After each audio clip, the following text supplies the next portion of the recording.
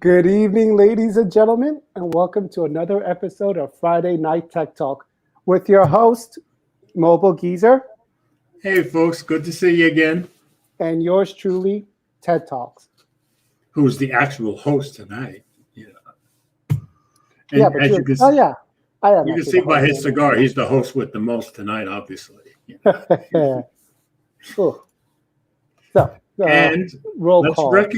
let's recognize, now Brian was in here yesterday, and whenever we've noticed even with Nigel, when you're in like a day early, it disappears from here. But I can tell you, Brian was here yesterday. As soon as I saw it, he was there.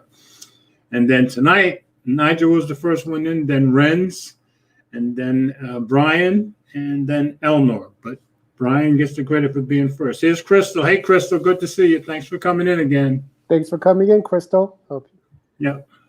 Let me. I guess she just makes things crystal clear. I couldn't resist that. I could not resist that. You know me. What? So anybody else is out there watching, please type something in the comments so we'll know you're there. All right, there we go. I got a laugh out of Crystal. That's good. Did she? Oh, yeah, she said LOL. She must like corny, you know. You could say she likes corny. Yeah, well, that's my expertise. You know. you on how bad I can get? Back when I was still programming, one of the guys would ask me for a manual, and I would say, "Wouldn't you rather have a woman in your role?" I can get pretty brutal. You know. And if you tell me it's terrible, I always say, "Thank you very much." I would ask that is actually okay, though. Drop some more of that during the chats. Oh, okay. So, anything exciting on your end? Nothing special. Very busy week at work, and started going to church regularly again. I go to the same church that my landlord goes to, and I'm enjoying it. And that's about it so far. And his swallow like solo. Swallow like solo. Swallow like solo. I love that name. Thanks for stopping by. He's from the Discord. Yeah, that's very lyrical. You could almost make a song out of it. You know, it sounds like it should be a song. Yeah.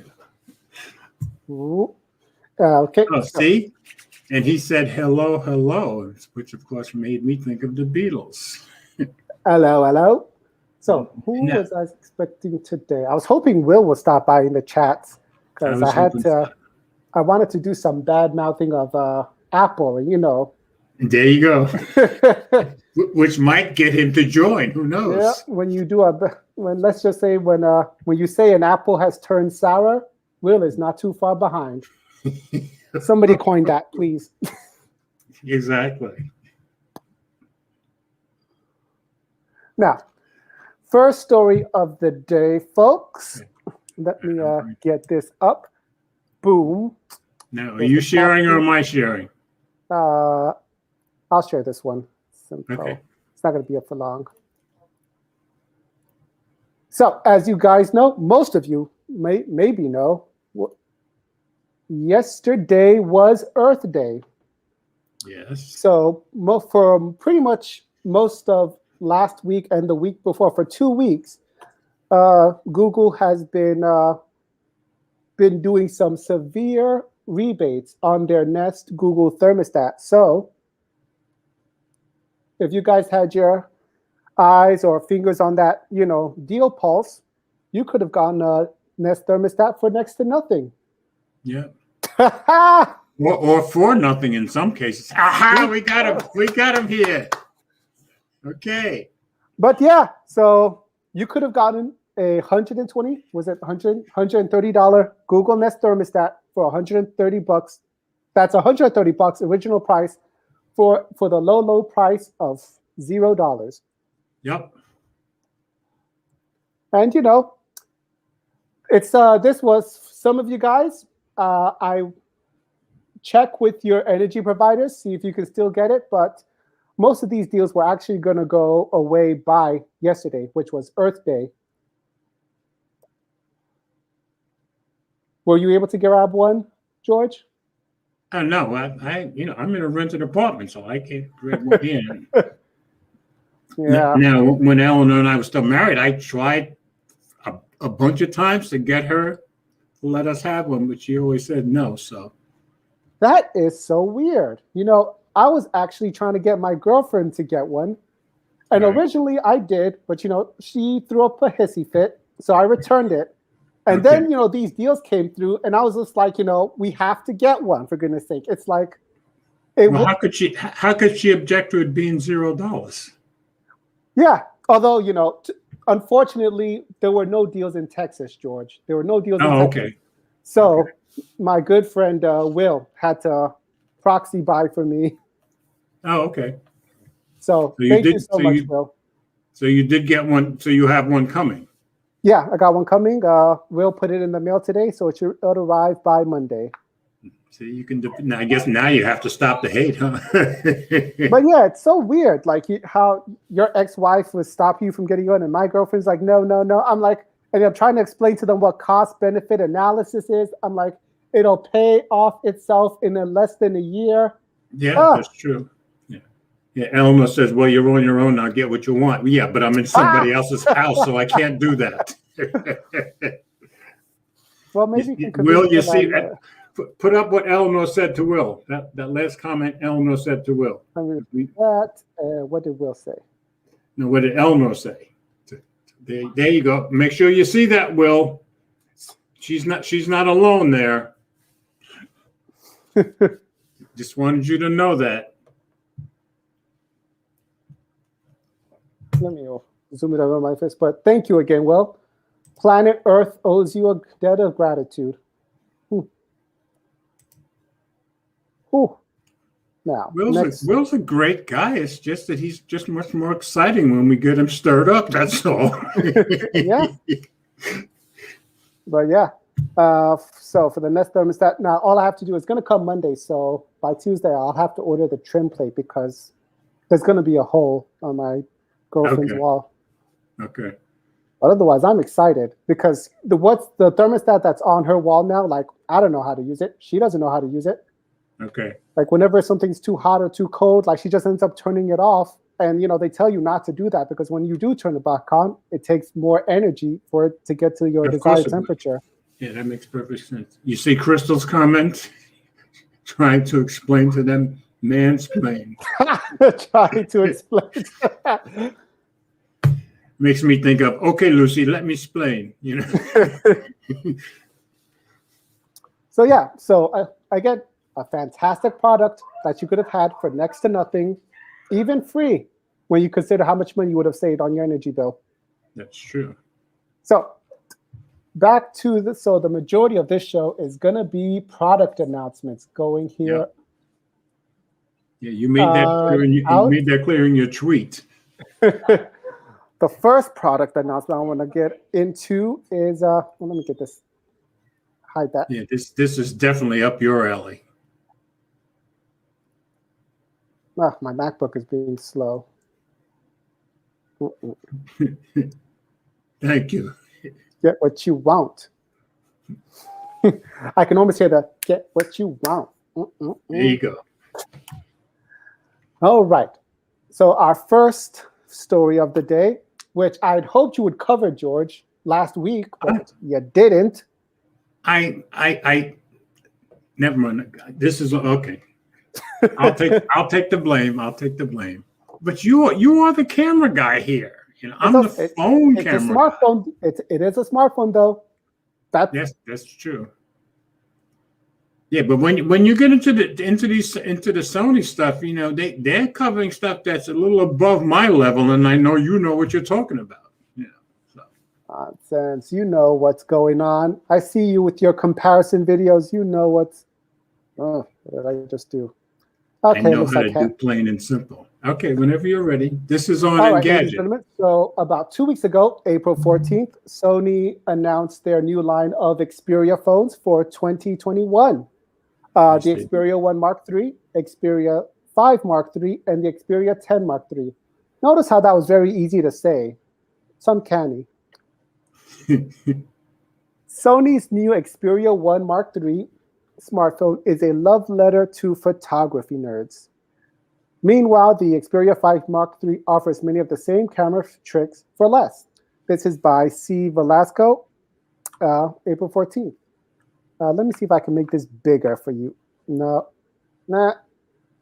Is it bigger, guys? Is it? A tiny. Yeah, now it's getting bigger. Yeah. All right, it's going to get awkward. Okay, let's see. Last year's Xperia 1 Mark II might have been mobile photographers' dream come true, but it was far from perfect.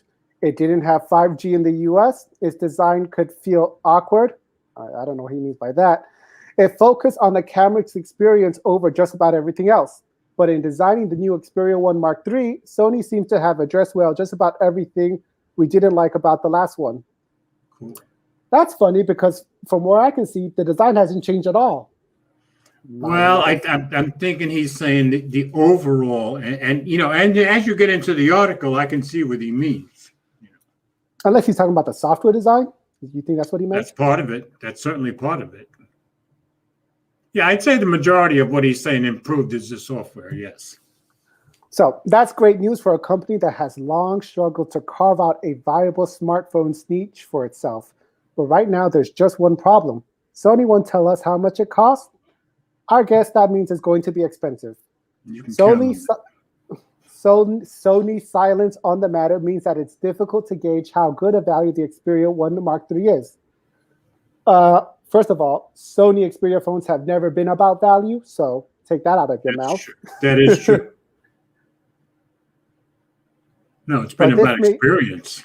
But this may be worth the splurge if a pro-grade camera matters more to you than anything else. The 12-megapixel, 24 millimeter equivalent Exmor RS sensor will probably see the most use. Just like the last year, it can snap stills as fast as 20 times per second, all while performing lightning-fast focus calculations. The burst modes are nothing new for smartphone cameras, but Sony's approach produced some absolutely stunning photos when we tested the Xperia 1 Mark II, and we expect similar feats from the Xperia 1 Mark III. That main sensor is flanked by a 12-megapixel ultra-wide camera and a time-of-flight sensor that gathers depth data.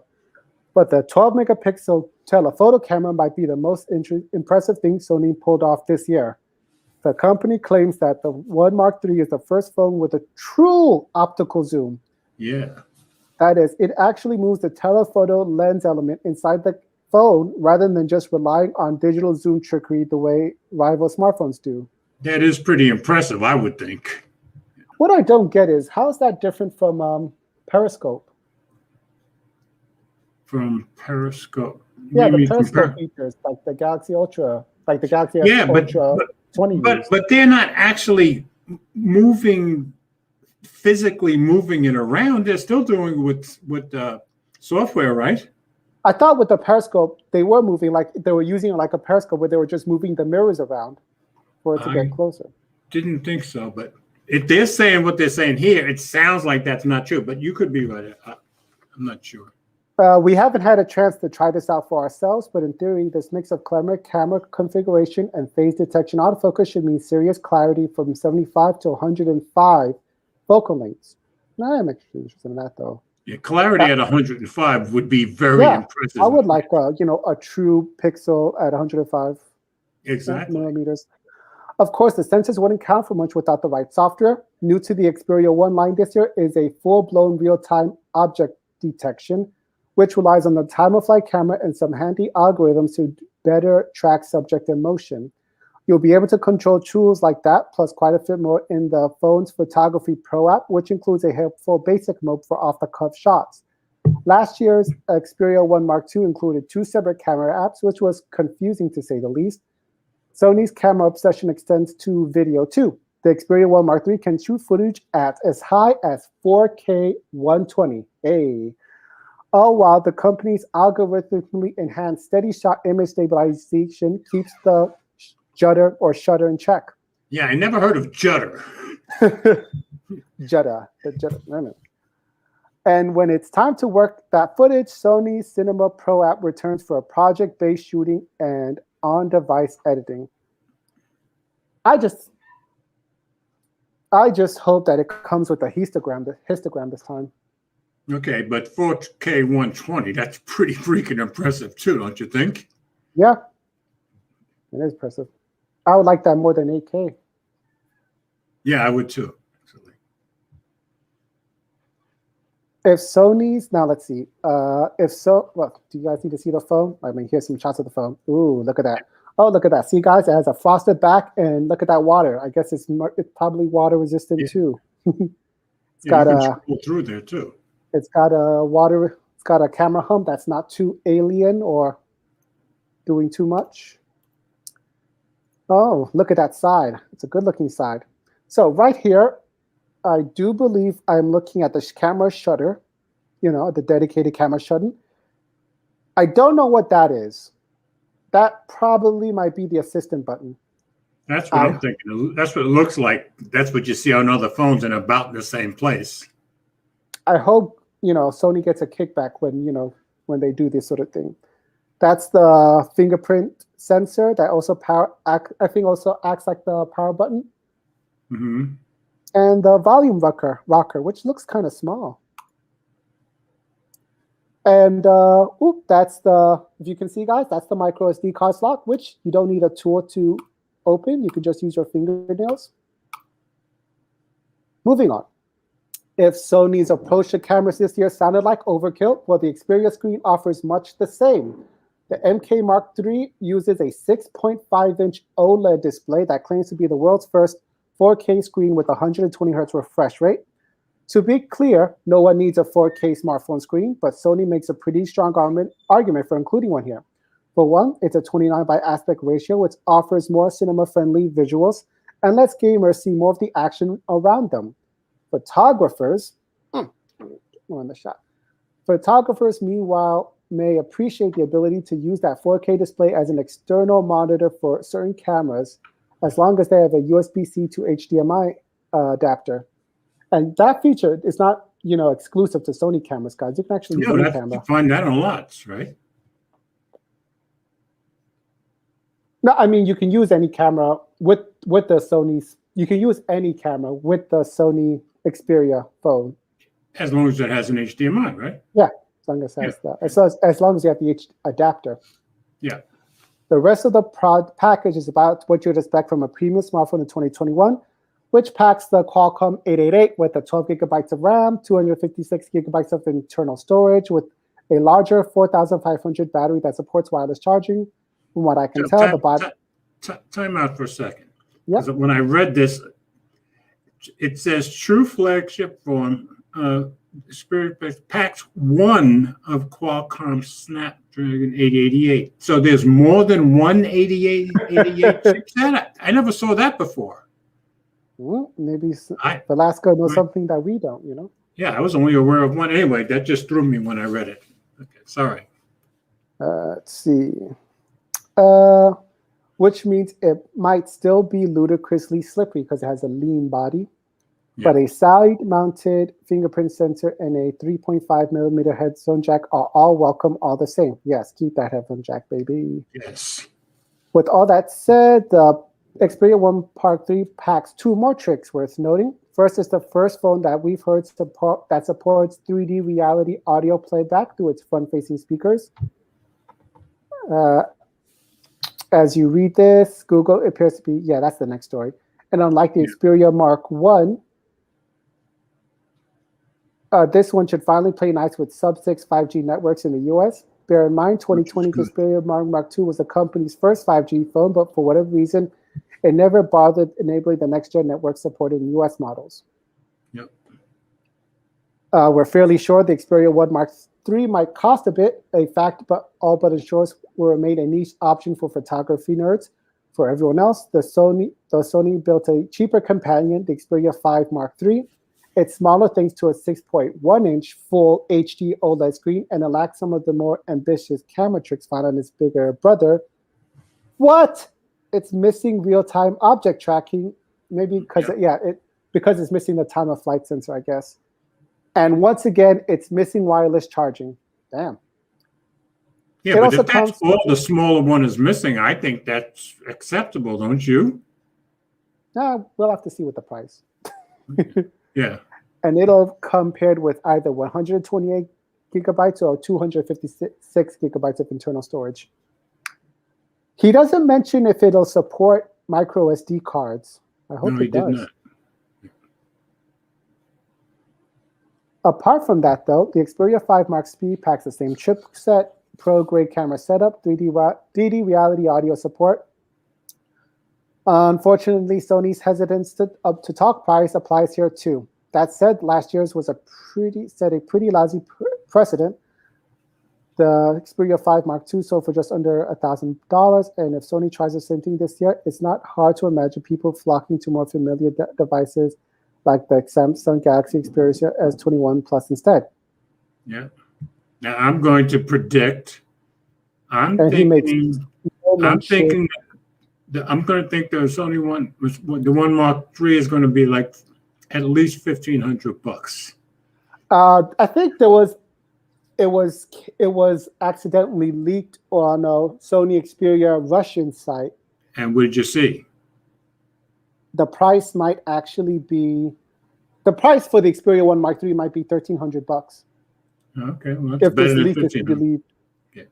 And I would certainly think the 5.3 is going to be just $1,000, just like last year's too, don't you think? I hope. Listen, if a sequel is able to keep the same price as it was before, that's a win. Yeah, well, that's true.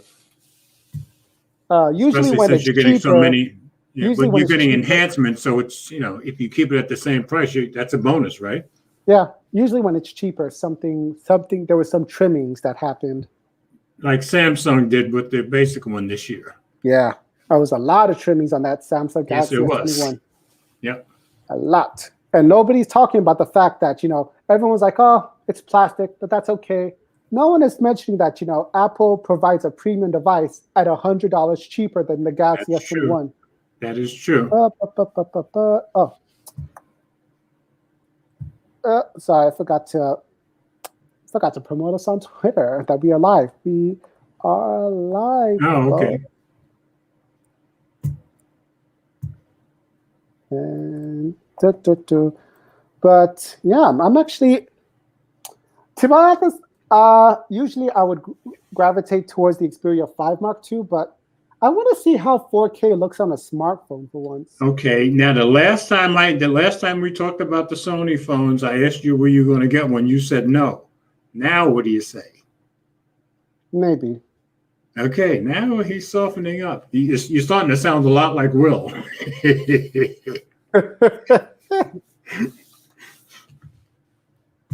No, that's different. No, because Will always insists he's never going to get anything. Yeah, he always insists he's not going to get it, and then 2 days later he has it. He will protest to the dying end. He's like, nah, not me. That's true. Let me close the screen, but remove. But I do hear, though, that for the Xperia 1 Mark III, Sony might actually be giving some headphones. They might actually give, these headphones or the wireless free headsets for free if you pre-order. Again, according to the leak. And do you know when pre-orders start? No, nobody knows when pre-order starts. The Russia leak said August, but Sony just said sometime in summer. So they said, they gave us plenty of time to save our money. Especially you. So make sure you get on that. Yeah. I wouldn't mind having that. I wouldn't mind having that 5.3, but I can't spend another $1,000 on a phone. Especially when I know what I'm guessing that the new Duo will come out sometime this year, and whatever that costs, I'm going to do is like I did yesterday. I'm going to spend the money. Let's see. Last year, I was thinking about getting the 5 Mark II, but I wasn't really taken with what they were offering for Sweet. The swag, the swag they were offering with the 5 Mark II was the game credits for the Call of Duty, and I'm like, I don't want that shit. Exactly. But to me, the 5 Mark, like you did with the Xperia 1 Mark II. Yeah, but to me, the 5 Mark III, I mean, if I had the money, I'd probably go out and grab that one. Yeah, I don't care about wireless charging. So Exactly. I want to know what 4K feels like. Yeah, especially a 120. Yeah, and 4K 120. Well, no, the Xperia 5 Mark II does 4K 120 as well. Yeah. All right, let's see it. Next story, folks. Okay, I've already got. Am I doing it? Or you? You know what? Why don't you? You can pick which one we do. That's all right. No, we'll go to the next one. I'm going to Oh, do yeah. the. I'm going to do the. Okay. You want to go cast that one? No, I'm sharing. Okay, go ahead. Thank you. There we go. And this is. Now you've got to allow me to share it, of course, because you're in charge. You're the man. Okay, thank you. Okay. Now this is kind of a follow-up to what you saw in that last story with the 360 reality audio. So this one is on XDA. This is on XDA developers. Google and Sony team up to add 360 reality audio support in Android. And this is kind of a big deal, although it's limited. Sony has been developing its 360 reality audio technology for a while now, based on the MPEG-H 3D audio codec. This tech is mostly limited to some of Sony's own smartphones, as we just saw in the last story, and only works with compatible apps. But now it looks like broader 360 reality audio support could be coming to Android. A series of code reviews in the Android open source project mentioned 360 reality audio with code submitted by developers from both Sony and Google. Some of the work is to bring MPEG-H 3D support to Android's MPEG-4 extractor system component, while other code is specifically for Sony's 360 reality audio. And you can see there's the code for the MPEG-4 extractor, and there's the code for the 360 reality audio, and there's more code for 360 reality audio. So what's one thing about XDA, they go out and find the code and show it to you.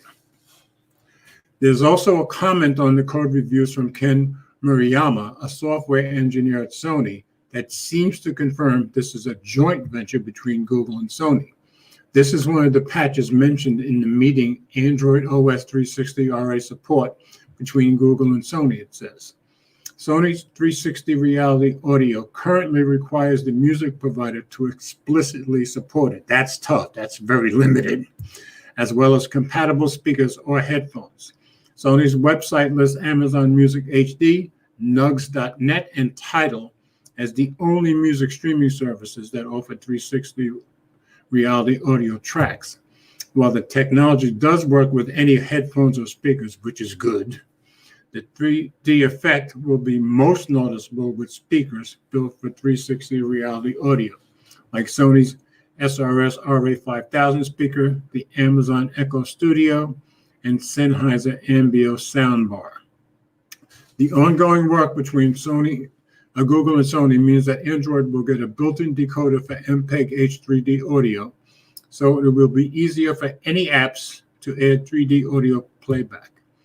As with apps that already have 360 reality audio, like the Sony phones, you won't necessarily need special headphones or speakers. One of the comments mentions that a virtualizer can place individual sounds in 360 spherical sound field from these channels on any headphones. Did I hear you right, George? You're saying that with this enabled, we can get 3D audio on any headset? That's what they said. That's what they said. Yeah. So yeah, if I had something to test it on, I would. I already started thinking about, well, maybe I should get the Amazon Echo Studio because of those 3 speakers. That's probably going to be the cheaper of the 3, is my guess. Well, to be honest, you're supposed to, the Sony wireless, the WH series headsets, they're supposed to be able to provide 3D audio, but you have to find a source, and that's the challenging part. Yeah, that's the thing, finding the source. Yeah, because it's going to be very limited at first. So here's the last list. Here's hoping the changes will be finalized in time to ship with Android 12. See, I'm doubting that if I know Google. Otherwise, we'll likely have to wait until next year for enhanced 3D audio in Android. So it seems to me that if you want this, you're going to have to get one of the Sony phones, because otherwise it's going to be a while before you get it in general, don't you think? Yep, Sony phones with the Sony headset, if you can get this headset for free. But I think you should get the headset for cheap. Yeah. You should buy me the 5 Mark III. I thought you were going to say something more reasonable, like I should give you the headset that comes with it for free since I already have one. Hey, what I'm using. My attitude is if I'm going to wish and I'm going to beg, why be reasonable? Just go for it. You know? Oh, and Renz. I thought your Renz would be back. Today's it's sponsored by Faustino Cigars. There you go. Life is short. Enjoy it. Faustino Cigars. And that's in your neighborhood, right? Yes, it is. Yeah. Okay. Shop local, but they do ship though. And no, it's not. This isn't a Cuban. This is a. Is it? It's either Honduran or Nicaraguan. I don't remember where the lease came from. It's one of those two places. Yeah, you told me Honduran before. Let's see. Okay. And welcome again, Renz. Glad you're back, Renz, as always. Now, oh, by the way, guys, I forgot to mention, show notes are in the description below if you guys want to follow or read at your own leisure next time, if you want to part of the replay crew. And as always, if you go to mobilegeezer.com, the show notes for this week will be the first story on that page. It's in the description, George. They're not going to miss it. Yes, I know, but I'm telling them in case they don't know. Some people don't even know how to click on the description, so I have to tell her, go there specifically. mobilegeezer.wordpress.com. Oh, he wants me to. Renz wants me to spell the brand. All right. There you go. No, they're not going to ship to you, Renz. I don't think. You don't think they'll ship it to Renz in the Philippines? I don't know if they do international shipping, and they might confiscate. Well, you could walk down the street and ship it to them. Oh, you want me to drop ship? You want me to drop ship for Renz? All right, Renz, I'll drop ship. Faustino Cigar. There you go. You guys, the website. Go DM me which one you want, and I'll drop ship it to you. So, anyway, I mentioned this now, guys, because there's going to be some stories I'm going to skip, which is this YouTube community guidelines. That was basically. YouTube is basically following Twitch so that if they do something that they don't like outside of YouTube. And that's what that story was about. If you're outside of YouTube and you say something they don't like, they might suspend your channel. But let's go to... I'm thinking the next story is pretty important, don't you think? Yeah, but I'm going to do the Verge one first. Oh, okay. No problem, Renz. Anytime. The in-store Palm? Yep. Okay. And we are in luck. Safari will give us a simple version of that. Cool. Let me see if I can make it bigger for you guys. Bigger. There we go. There you go. Yes, I can't do it on mine in Chrome. So Amazon One's palm scanning payment are coming to Whole Foods. Can someone explain to me what Amazon One is exactly? I've never heard of Amazon One until I read this. Yeah. Anybody who knows in the comments, please let us know what Amazon One is. It's obviously some kind of program. I have no idea. By Chaim Gartenberg on The Verge. It's published April 21st. Amazon One is expanding it to its biggest area yet. The company is now testing its palm scanning payment technology in Whole Foods, starting with a single store in its home city of Seattle. The company has been using Amazon One's payment technology in its Amazon branded stores in Seattle, including Amazon Go and Amazon bookstores. But the Whole Foods rollout will make the most substantial expansion of the technology yet. The company says that thousands of customers have already signed up with Amazon One. All right, I can't take it anymore. I need to find out what the hell this thing is. Okay, go look it up. I should have done this backstory first. Amazon One. Oh, wow, you guys can see it. Yes, you can. Amazon One at Amazon. Boop, boop, boop. The Amazon One, the fast, convenient, contactless way to enter, identify, and pay with your palm. Okay, so so Amazon One was specifically started for this palm technology. Okay, gotcha. Let me click on. So on their website, meet Amazon One, the fast, convenient, contactless identity service. So that's what they are. That uses palm to just hover, identify, and pay simply by being you. That is very cute. Yeah. And of course, you know what this means, folks. Amazon's going to be palming off a whole bunch of stuff on you. Oh, I couldn't resist that. You know, this also means palm reading services should now be available on the Amazon Prime on Amazon Store. That makes perfect sense. It actually does. Very good. Convenience powered by you. We created Amazon One to put the power in your hands and help you seamlessly through your day. An easier way to pay, breeze through your day, anytime, anywhere. It's as easy as literally putting the power in your hands. All you need is your palm. See how it works. One scan does it all. Your hands are uniquely yours. The Amazon One is designed to read them and to you create a palm signature. Why Amazon One uses the palm? Your palm consists of multiple layers of distinguishing features that make the safe and easy, most convenient choice of Amazon One ID. Okay, so I was thinking that it was actually going to scan your whole hand, but it's actually not. It's just your palm. No, it's just your palm, yeah. So they're not going to get the fingerprints in as well? Right. Okay. Yeah, I wouldn't think so. But listen, if they've got your palm, they've got all they need. Because when I worked for the FBI project for the FBI database that they have now, I had to do like 6 hours of watching film about getting your fingerprints and your palm print and all that stuff. So I learned all about that. Okay, interesting. So now you lost the story. Okay, there we go. So that's what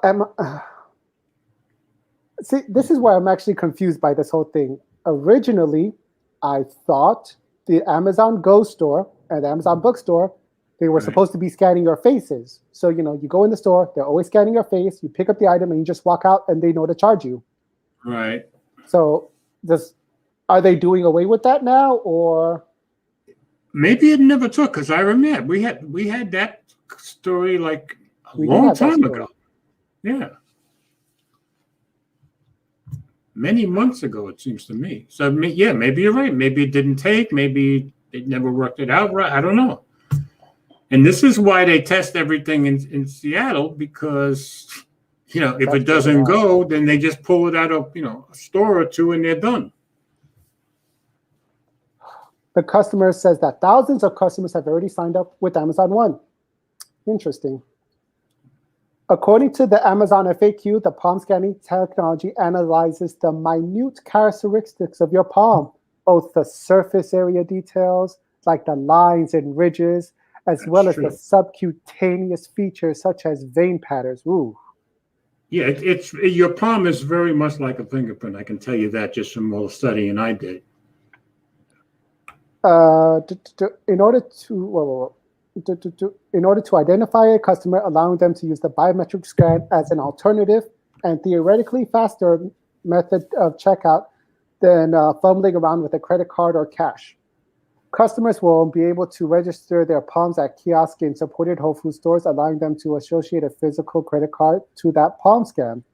Amazon One users have already registered, may have to relink their cards once to be able to use them at Whole Foods. And of course, Amazon One users will be able to link their Prime accounts to their scans to get the subscription services discounts when shopping. Amazon One will debut at the Madison Broadway Whole Foods in Seattle as an additional payment option for customers, with plans to expand it to 7 other Whole Foods stores in Seattle area over the next few months. Ammon hasn't announced any other plans to further build out the palm scanning payment system outside the Seattle area. All of this assumes that you're okay with Amazon building an ever larger database of biometric information linked to its customers, something that experts have raised concerns about. And that's the key. I worry about that too. That's particularly true given Amazon's data, unlike other biometric security systems like Apple's Face ID, is stored on the cloud rather than locally on a specific device. And it is very concerning that they're storing the stuff in the cloud. I think,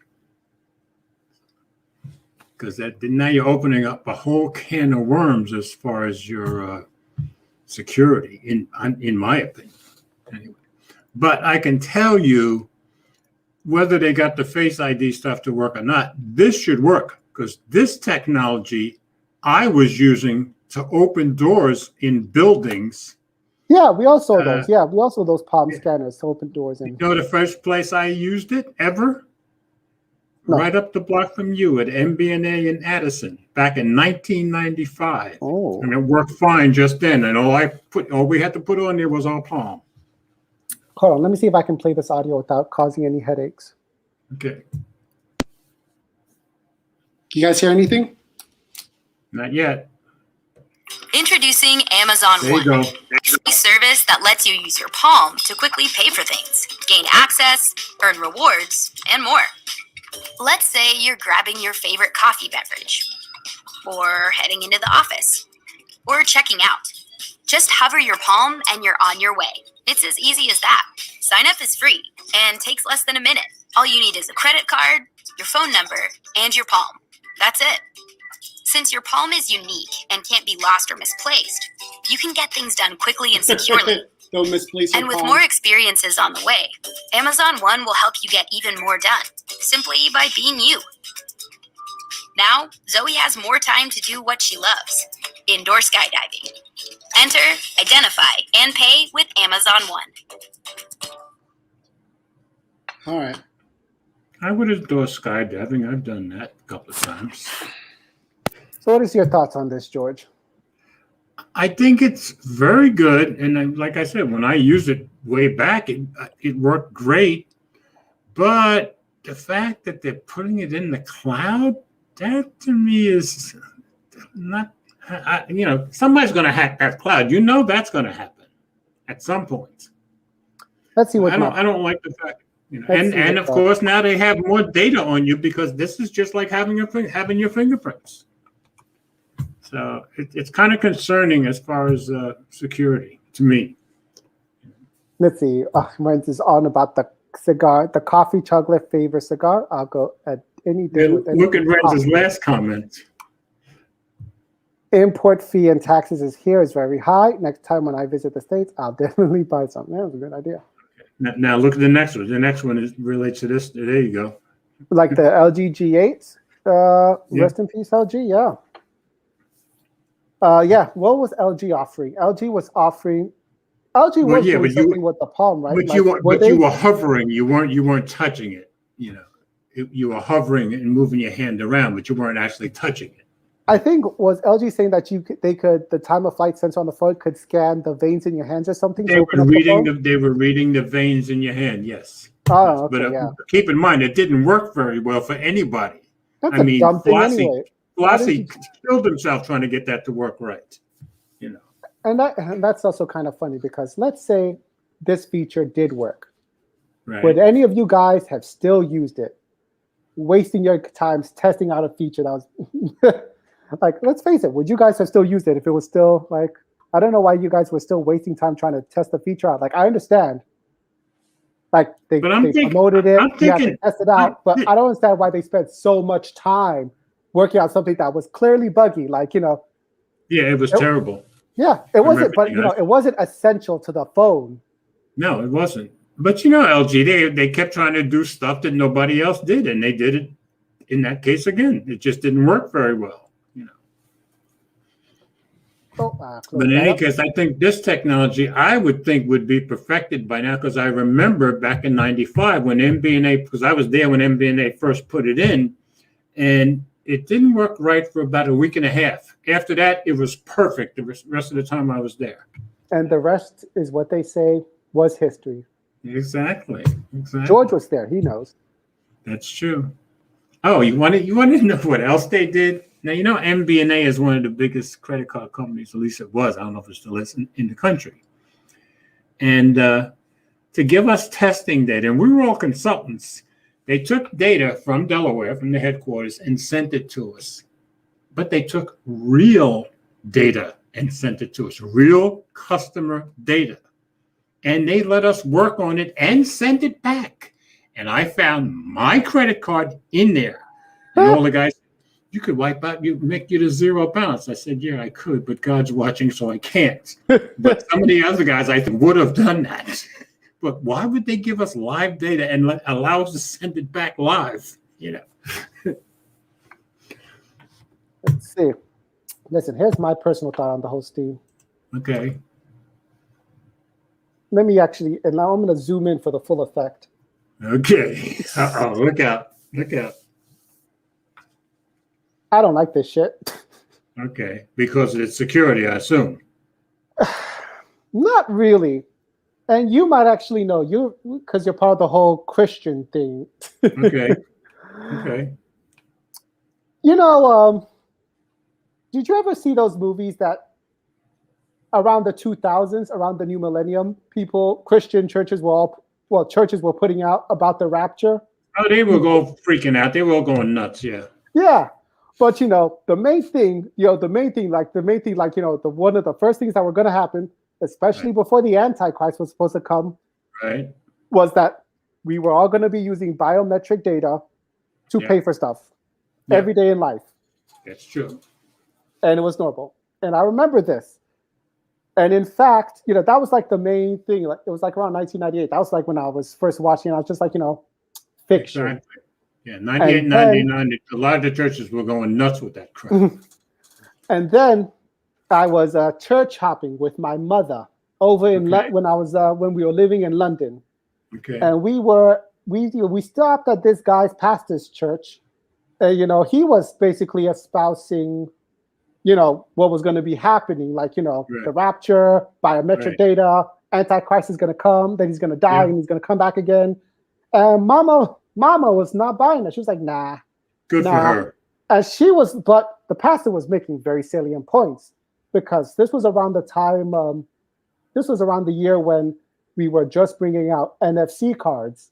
So, you know, contactless cards where, you know, you just tap the card and you just go in. We were doing it. Yeah, so now they were going to say they're going to put NFC under your skin and all that crap, right? But people actually do put NFC under their skin, though. Okay. In Norway and Finland, like that's actually a thing, you know, biohacking. In France, I believe, too. But, you know, it's little steps like this, you know. Originally, you know, bank cards, you just use them regularly. Before, bank cards didn't have chips, you know. So you didn't have the option to put, you know, PIN numbers on them. Right. Then all of a sudden, it's now the norm. You know, they all gave us. They didn't ask us. They said, here's. They just did it. That's true. So they just did it. Like, here's a bank card with a chip. It's better. Trust me. Yeah. And, you know, more security. You know, I understand it.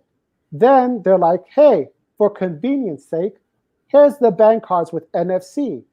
Yeah, it's more convenient, even though it's less secure. I mean, really, that's one of the concerns. Like, people could just, you know, go in there and tap and pay. Yeah. But nobody was asked. They were just given the cards and like, hey, you can use it. If it benefits the banks, that's all they cared about.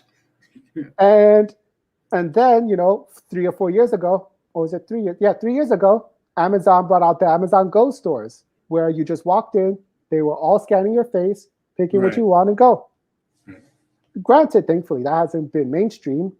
Right. But now, what's this, a palm? Yeah, I'm thinking this is going to be better, because I'm thinking maybe the Face ID stuff didn't work perfectly. This, I'm pretty sure, will work perfectly.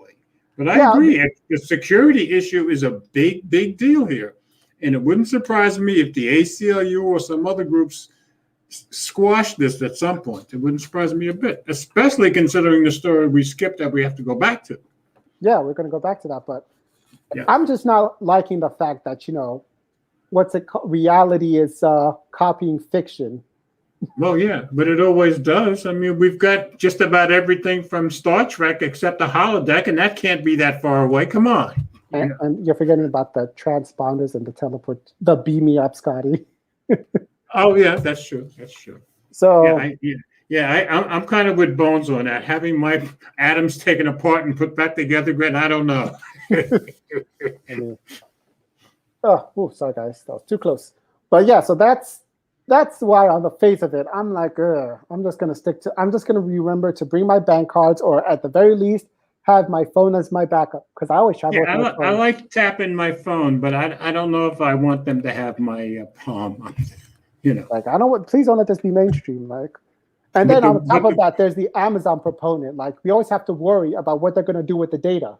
Exactly, and they're putting it in the cloud. Unlike, because Apple puts it on your device, and so everybody else. But this is going in the cloud. That's not good. That's what I think is the worst part of it. And then Amazon is comfortable, like like how Google, when Google was trying to figure out how to do portrait effect, right? How they ended up figuring out was, they basically used Google Photos, all the photos that people used, and they we had a story about that. What, a year and a half ago? Yeah. They were using the videos that people were uploading to Google Photos for this specific challenge. And they were going around taking pictures of homeless people as part of it too, remember? Yeah. Google just used that for the portrait mode effect. And Amazon's not going to do the same thing. Like, at least with Google, we were all getting a feature that we all loved, Right, exactly. And pretty much everybody wants it. I guess Google has got all the data they need from us, which is now they're going to be charging us for Google Photos this summer. Yeah, that's true. Oh, anyway, I agree with you. This is much more unsecure in my opinion, because it's in the cloud and it's much more invasive. So yeah, I don't think I'd ever sign up for this. What's this? Rent has a coffee problem. Be right back. Coffee just ran the bathroom. Okay. This man bought 4 cups of Joe. Oh boy! And he's ready to be beamed up. Better take the next stories, George. Okay. All right. Let me get it up. It's scary. It is scary. Let me share. Okay. Will you allow me to share? But you love this kind of power over me. Okay. And this is a good follow-up. Yeah, it was smart that we did that story first. Yeah, I know how to do a follow-up, if anything. Yeah, this is on Vice.com. And it's Motherboard Tech by Vice, which I hadn't seen before. So, Fourth Amendment is Not for Sale Act. I love that name. Would ban Clearview and warrantless location data purchases. I love this story. This sweeping bill has support from both Democrats and Republicans, as well it should, and will address multiple forms of surveillance.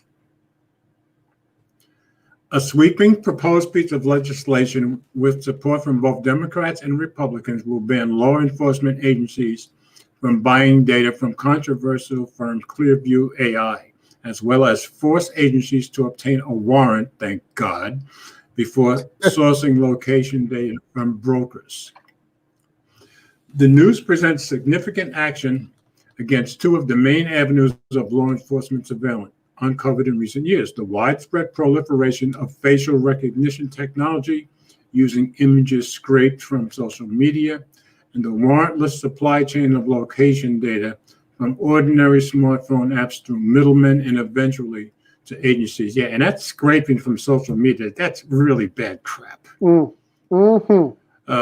The Fourth Amendment is Not for Sale Act is, in my view, a critically important bill that will prevent agencies from circumventing core constitutional protections by purchasing access to data they would otherwise need a warrant to obtain. Katie Rouen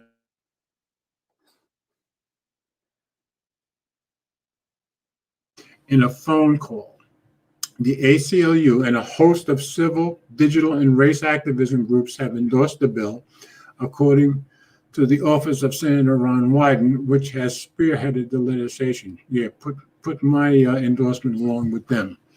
I think it is a clear and good step for Congress to take, and I hope that the bill moves forward quickly. Doing business online doesn't amount to giving the government permission to track your enemy movement or rifle through the most personal details of your life, Senator Ron Wyden told Motherboard in a statement. There's no reason information scavenged by data brokers should be treated differently than the same data held by your phone company or email provider. Right on. This bill closes that legal loophole and ensures that the government can't use its credit card and run the Fourth Amendment.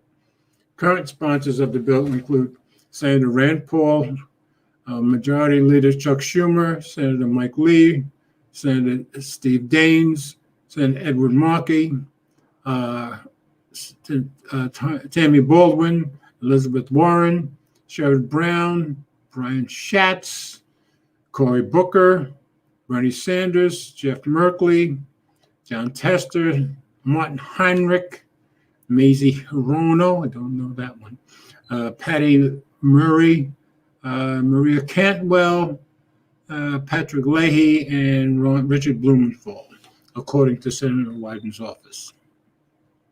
House Judiciary Committee Chairman Jerry Nadler and House Administrative Committee Chair Zoe Lofgren will introduce the House version. The office said, yeah, I do hope they get this done quickly. Yep. The critical legislation will put an end to the government's practice of buying its way around the Bill of Rights by purchasing the personal and location data of everyday Americans. I didn't know they could do this crap. And enacting the Fourth Amendment is not for sale Act will not only stop this gross abuse of privacy, but also stands for the fundamental principle that government exists to protect, not trade away individual rights. Exactly, Senator Paul said in a statement.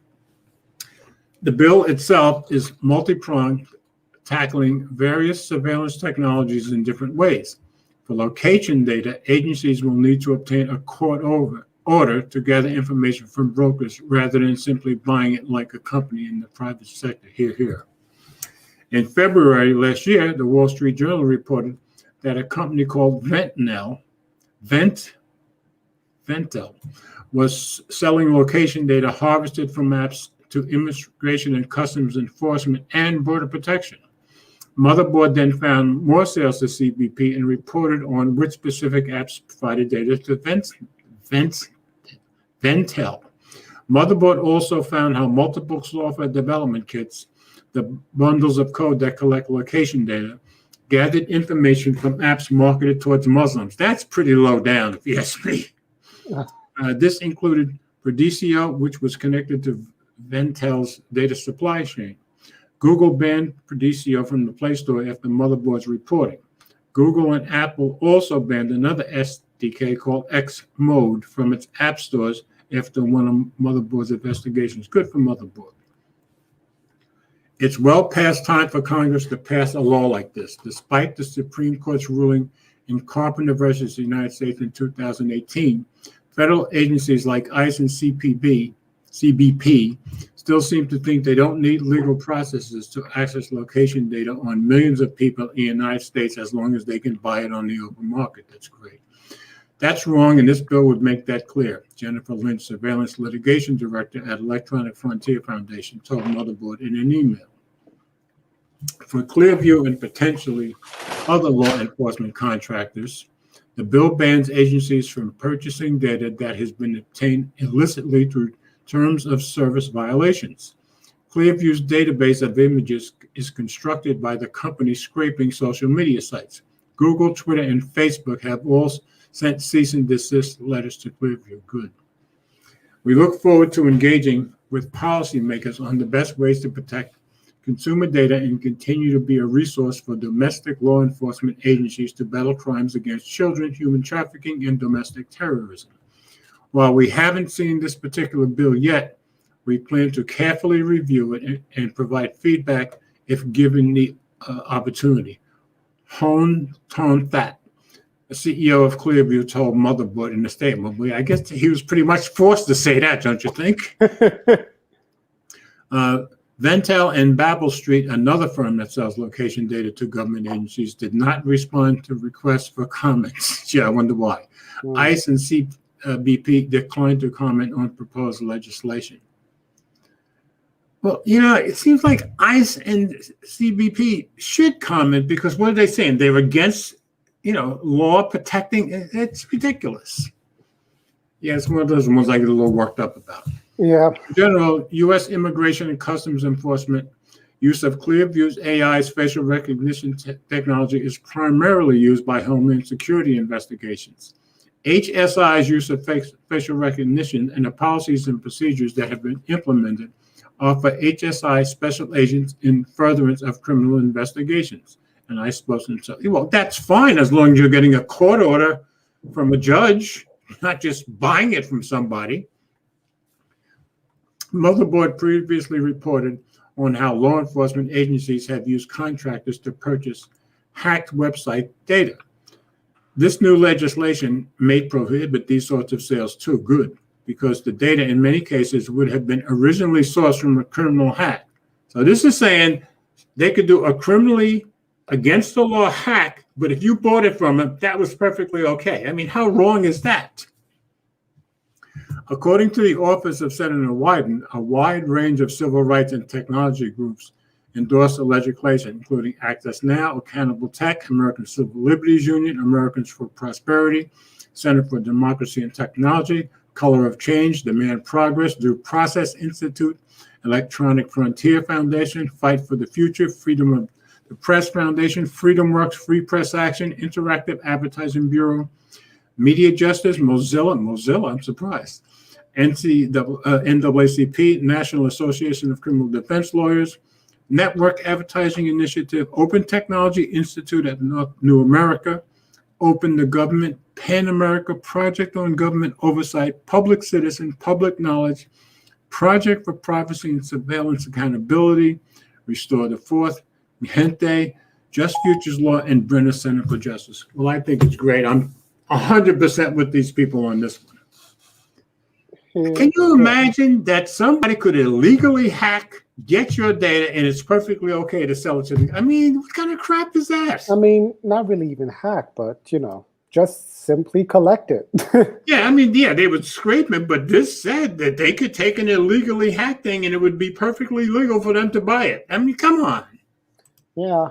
That's always an iffy thing for courts, isn't it, though? Illegally obtained evidence. Yeah. Yeah, it's always I think from now on, if they have to have a warrant to do all of this crap, it's wonderful. I have nothing against agencies that need to go after criminals and prosecute, going to get what they need, but let's have a warrant. But we have rights. But we have rights. Exactly. And I thought that was a great story. I thought it was a very important story. I actually posted a definition for Renz's for Renz to file. I actually posted the Fourth Amendment, but Google is not allowing it. I mean, YouTube is not allowing it, so I have to find out why. Really? Yeah. Okay. That's interesting. So they just blocked it? No, actually, no. I think it's because it might be too long. The Fourth Amendment prohibits unreasonable searches and seizures and sets requirements for issuing warrants.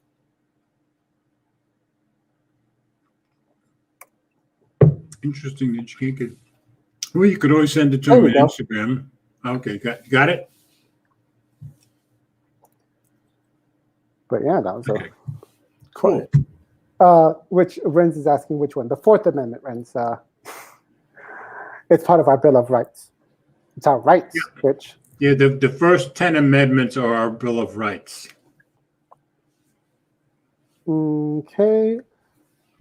All right. So we are in the hour mark. We made good time. So that means we can use the rest of the hour to discuss Tuesday's event. Was it Tuesday? Yes. Yeah, 20th was Tuesday, right? So yeah, we got an hour to talk about this, folks.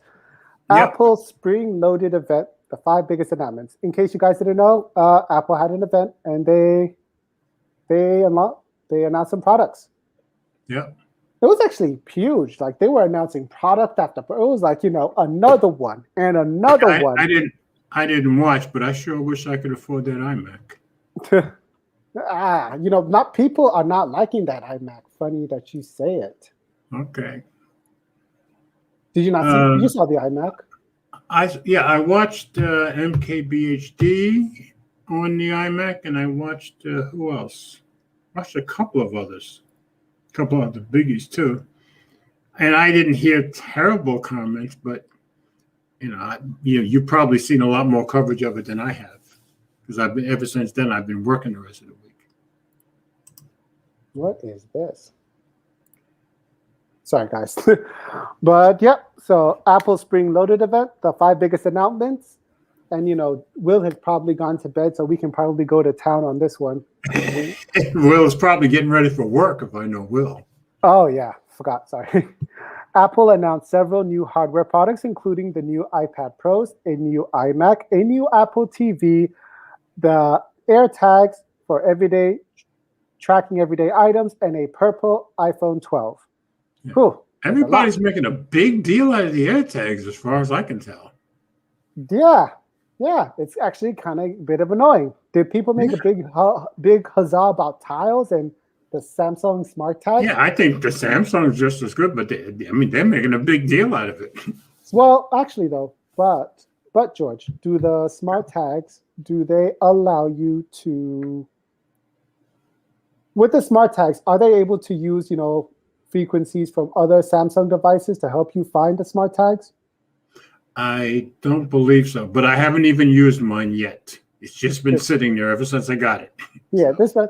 See, guys, no one gives a damn about that compared to Apple. Man, George got his for free, and he has not even opened it. Yeah, I've opened it, but it's just sitting. It's just sitting in the desk. Did you turn it on? Did you connect it? No, I did not. No, I did not. I keep saying I should put it on my keys, but I haven't done it. Let's see. Let's put that study back. Oh my gosh. Bam! We didn't even get through one product. Will? Bam! Here he's here. He's here that fast. He's on it. I was waiting. Everybody, Will is here. We're saved. I was waiting for the terrible commentary from Ted. Yeah, he was just lucky. He's here just to beat the crap out of us if we say the wrong thing. I was waiting. At least let me go through some of the story. Let me go through some of the article. I knew it was. Whoever wrote this. That's right. Will's on the case. I like it. Article that Jason Cipriani wrote. But that's right. Yeah, Will could afford to lurk because I sent the notes out the day before yesterday, so he knew. Yeah, I just came to listen to Ted. I'm just going to absorb Ted. I'm still. Yeah. Ted's going to get smacked around, I think. Ted was already starting on Twitter. So Apple just finished its first event of 2021 by streaming a virtual keynote for the Spring Loaded event. By the way, great event, guys. Apple did a lot, especially with the transitions. Even Tim Cook was showing out. I'm stopping my camera and mic for a minute. I just got to fix it. All right. During the event, Apple announced several new hardwares, which I already announced, and iOS 14.5, which we had expected Apple to announce during the event, will ship next week. That's the one where, Facebook doesn't like that iOS update because it stops them making money from your data, guys. Yeah. So the first thing was that the first thing that was announced, the iPhone 12 mini, iPhone 12 and iPhone 12 mini? There is the purple color. It is Thanos purple, guys. I think it's more reminiscent of the purple Thanos that was in Avengers 1. But it's the same core iPhone 12. It's just purple. It will be available April 30th, and pre-orders are now, guys. Did you get it, Will? Did you get your pre-order for? Did I get what? My purple phone? Nah. You didn't buy it yet. You should say yeah. Will. Come on now. I don't need one. I still got my 12 Pro still holding on. Apple also announced an update about Apple Card, which is tied to your iPhone and had been available for individual users. But now Apple will allow partners and spouses to share and merge their credit card limits into one account. And they're even saying some BS to help you build your credit. Why is it got to be BS, Ted? Why are you hating? First of all, For Why are you, you hating, Ted? first of all, Yeah. if your credit needs building, you're not getting approved for an Apple That's Card. true. That's true. You got to admit that's true. But listen, your credit don't gotta be perfect to get the Apple Card. You know what I mean? No, but it has to be good. It's gotta be all right. Good. I know some people with not so good credit and they got an Apple Card. Did they really? Okay. I think it just depends on what the market's looking like. If they want to give out money, they'll give it out. Okay. Okay.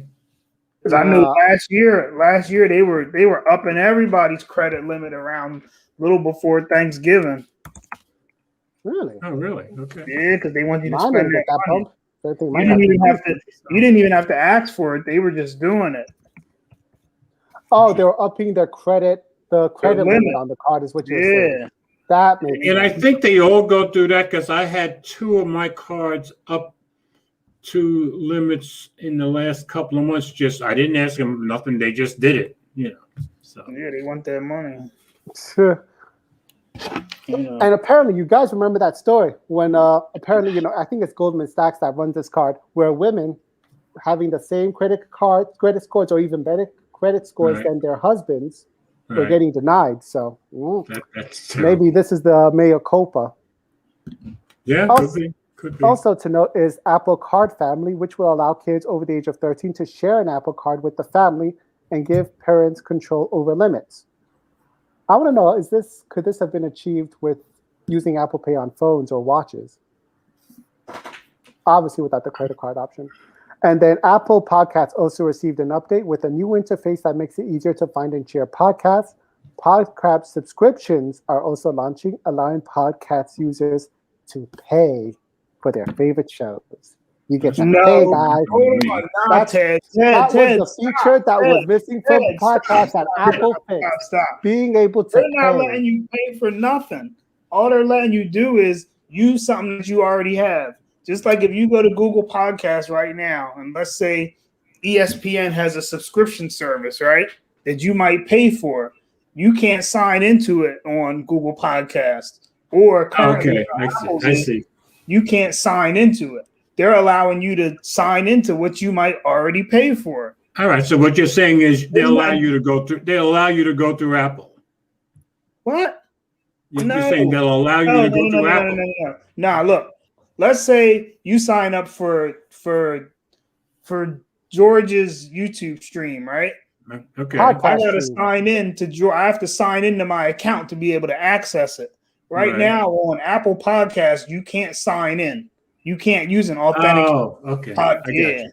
Right. So they're giving you, they're just giving you the option to sign in. Giving you access to something you already paid for. I got you. Otherwise, you would have to get Downcast or whatever else to be able to, they should have been. Well, all right. Well, Ren's is slamming your colors here, brother. No, he's just saying they're baby colors of Yoda and baby Thanos. Okay.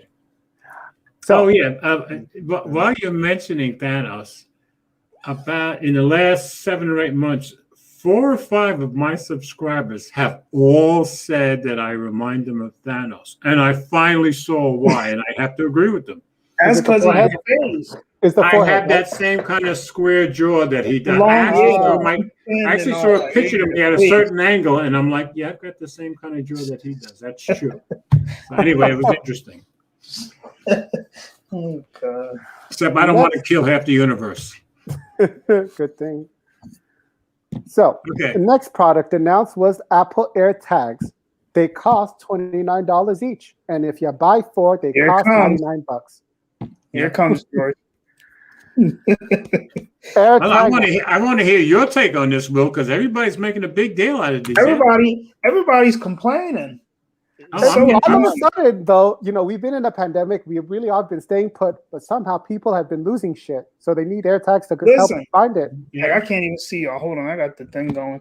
Dang, where am I at? Hold up, I gotta find it. Hope I don't close it. George, everybody's complaining. What's the problem? I don't understand. About the AirTags, you mean? Yeah, everybody's complaining. We're complaining about the hype about these goddamn things. Listen, Ted, wait. Hold on. Well, how can you be mad because Apple puts out a product and people care. Samsung might have dropped whatever their product was that did the same thing. Tile might have did it. It's not Apple's fault that Tile puts it in CVS. Like, come on. And like I told him, I haven't even used mine from Samsung yet. Like, Samsung might come out with it, but if Samsung doesn't make a commercial showing it, if they just tuck it away on their website behind three layers of clicks before you get to the accessory part, then who cares? Nobody's going to care about it. Like, I seen somebody on Twitter posted, what was that company? Somebody did this in 2007. Was it Nokia or somebody? Like, I never even heard of it before. That's not Apple's fault that Apple can come out with it and make people want to buy it. And Apple will make a commercial for it. They make the little pouch that costs $30, and if you want it, you buy the pouch. If you don't want it, don't buy it. But you can't complain because people are excited about it because Apple did it. That's crazy. Well, if the number one song in America was playing 20 times a day, every day, all summer, would you complain? Would I complain? No, I'll turn my. Would you like it? Would you like it? Actually, I can answer that. Wait. I can answer that. Yes, because I remember. I love Stevie Wonder. I love Superstition. I got sick to death of hearing Superstition for about 8 weeks. George, you didn't do the right thing. If I don't want to hear the same thing on the radio every day, you know what I do? I don't play the radio. Bro, what? I don't want to stop playing the radio. Turn off the whole radio? Yeah, I don't want to do that. The whole radio. Ted, in my car, the AM, FM, whatever, never comes on because I don't want to hear the same songs every day. If I don't want to hear Apple complain about or talk about their AirTags, I'm going to skip the thing. I'm going to avoid that. But if Apple is marketing it better than Samsung can, whose fault is that? No. Apple's not marketing it better than Samsung can. They're just doing a better job of it. Right? Samsung could. I just don't know why they don't. Making money, just like Mike. Yeah. Mike posted a tweet a minute ago saying, "What did he say? Hold on. We're not hating. Hold on. We are not. You're hating the fact that it's very. Apple did it. We're not hating the fact that people are liking the AirTags in comparison to the smart tags or the tiles. Listen, we're just hating the hype, the noise. That's their job. That's their job. Listen, here's what Mike said. Mike said, I can almost guarantee a report of AirTags saves someone's life. Now listen, did you see what I said to him, George? Yes, not yet. Look, but all of a sudden, they will locate someone's lost dog. That's probably true. When you see the first report come on the thing that somebody attached it to their dog and it saved their dog's life, whose fault is that? And you know that's going to happen because Apple is good at finding those stories and making sure they get out there. Samsung can't create the hype like that. But Apple always finds those stories. You can't be mad at the marketing department at Apple for we can be mad about the hype. We certainly can be mad about the hype. And we can be mad about you guys just what are you mad about? The hype. Why? You're seeing Why are you mad about the hype? It doesn't make sense. It's not even like Apple is like flooding the market. George, you know what it is. They're not flooding all the ads. They're not coming at me from Twitter, the websites and stuff. Apple's not doing that. But it's everybody else. It's all you guys that are on my that's Twitter, not Apple's fault. Snapchat. So Ted, listen. When I get sick of seeing the same videos on YouTube, I just either unsubscribe to them people or don't turn on YouTube for a week. It'll die down eventually until the AirTag saves somebody's life or come out. You know what I mean? Then everybody will take it. You're saying the solution to my problem is to stay off social media. Yeah. And don't look at any ads. What ads? I haven't seen an ad for AirTag. I haven't seen any ads. So it's less hate on Apple's behalf. But I disagree. I think the solution to your problem is just to not let it bother you. That's all. That's up to you. Wait till, when do they come out? Next Friday?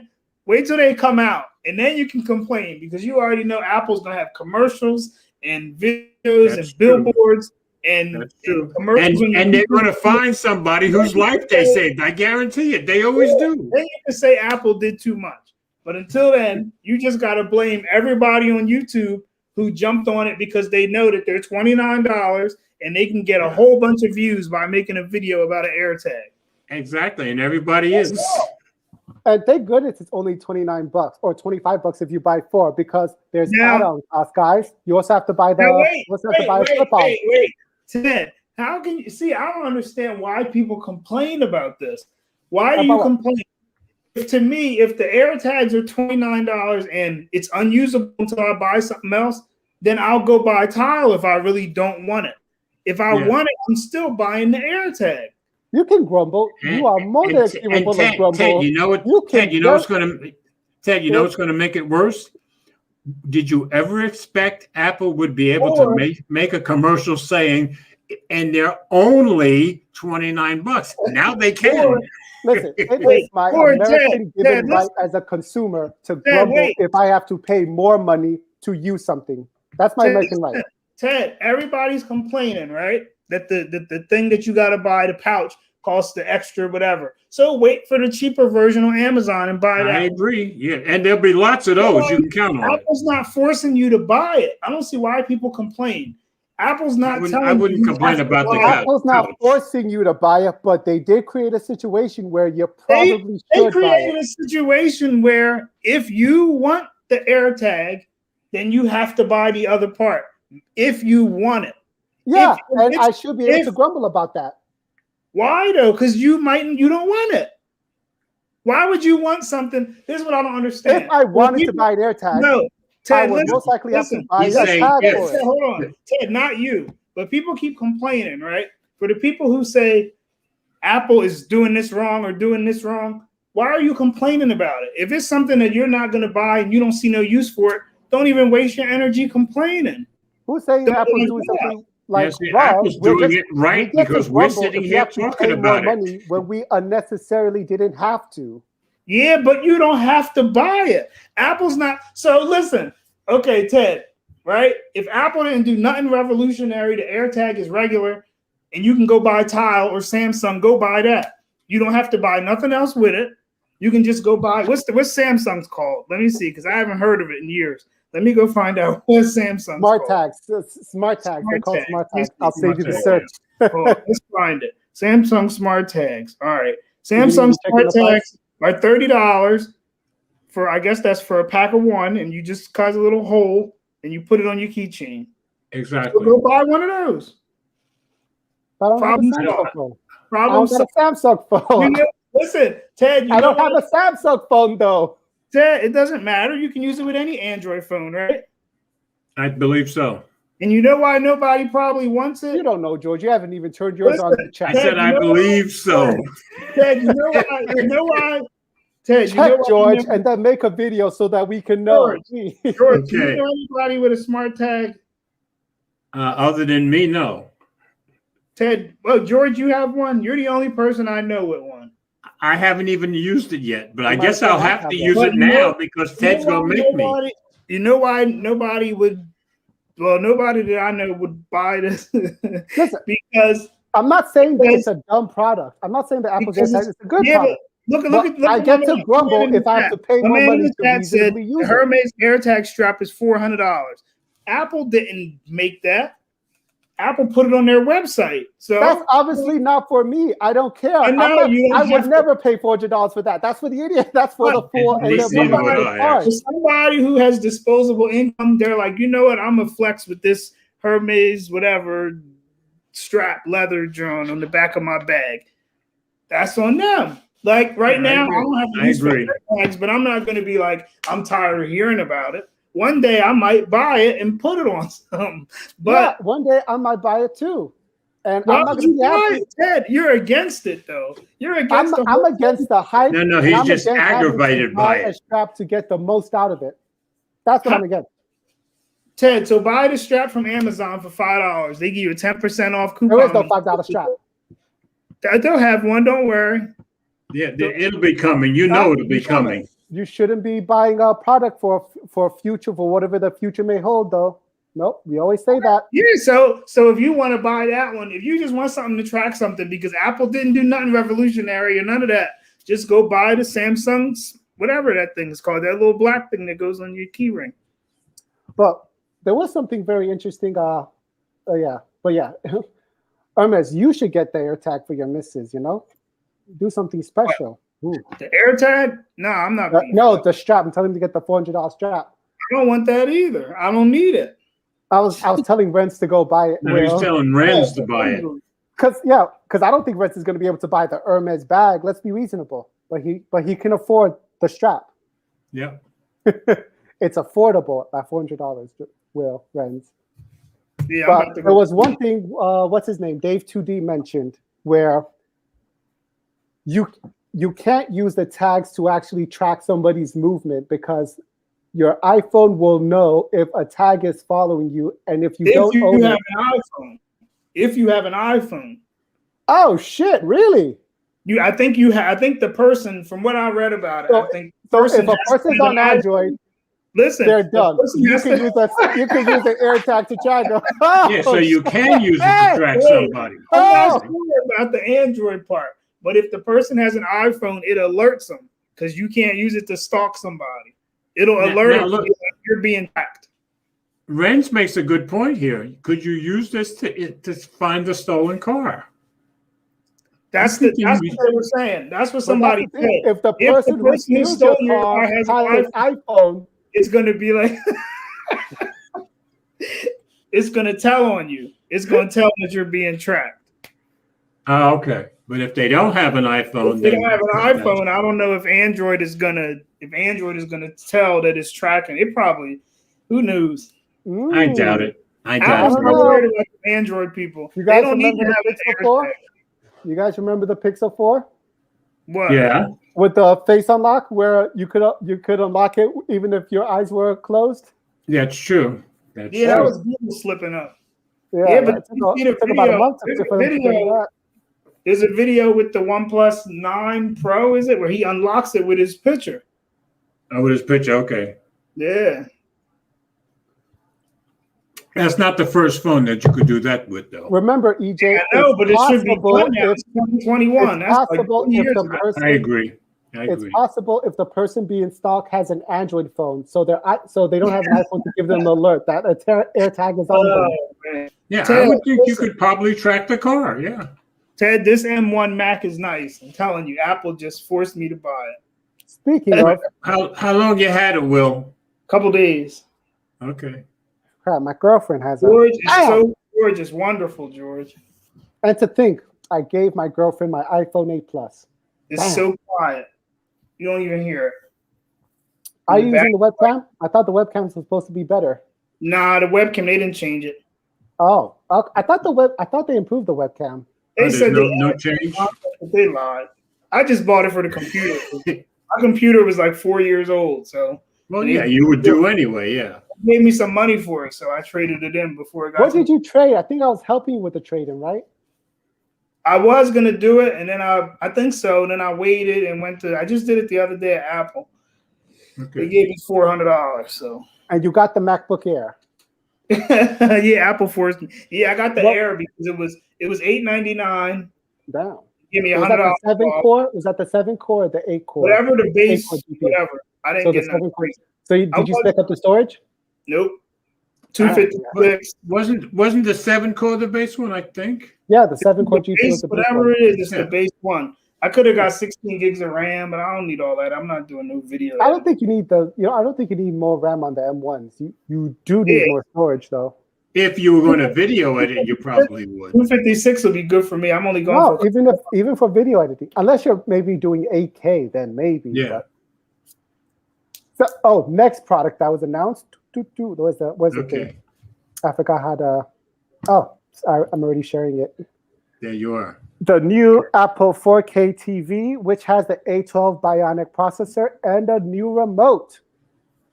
All right, so somebody explain to me what big benefit in this thing am I getting with the A12 Bionic processor that makes it better?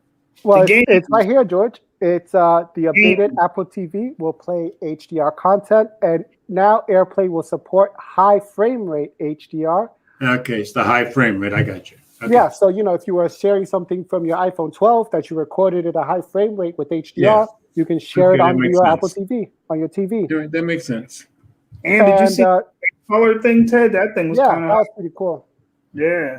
There was yeah. Did you see that? Oh, you didn't see it. You didn't see it, George. But yeah, apparently you can hold your iPhone to your TV, and the Okay. Apple 4K TV will They calibrate said the the other colors. ones do it too, though. They said Oh, really? They said you can do it with the other ones. The to other, Oh, really? the other, the other other TVs, Apple TV. They said somehow you can do it. I don't know.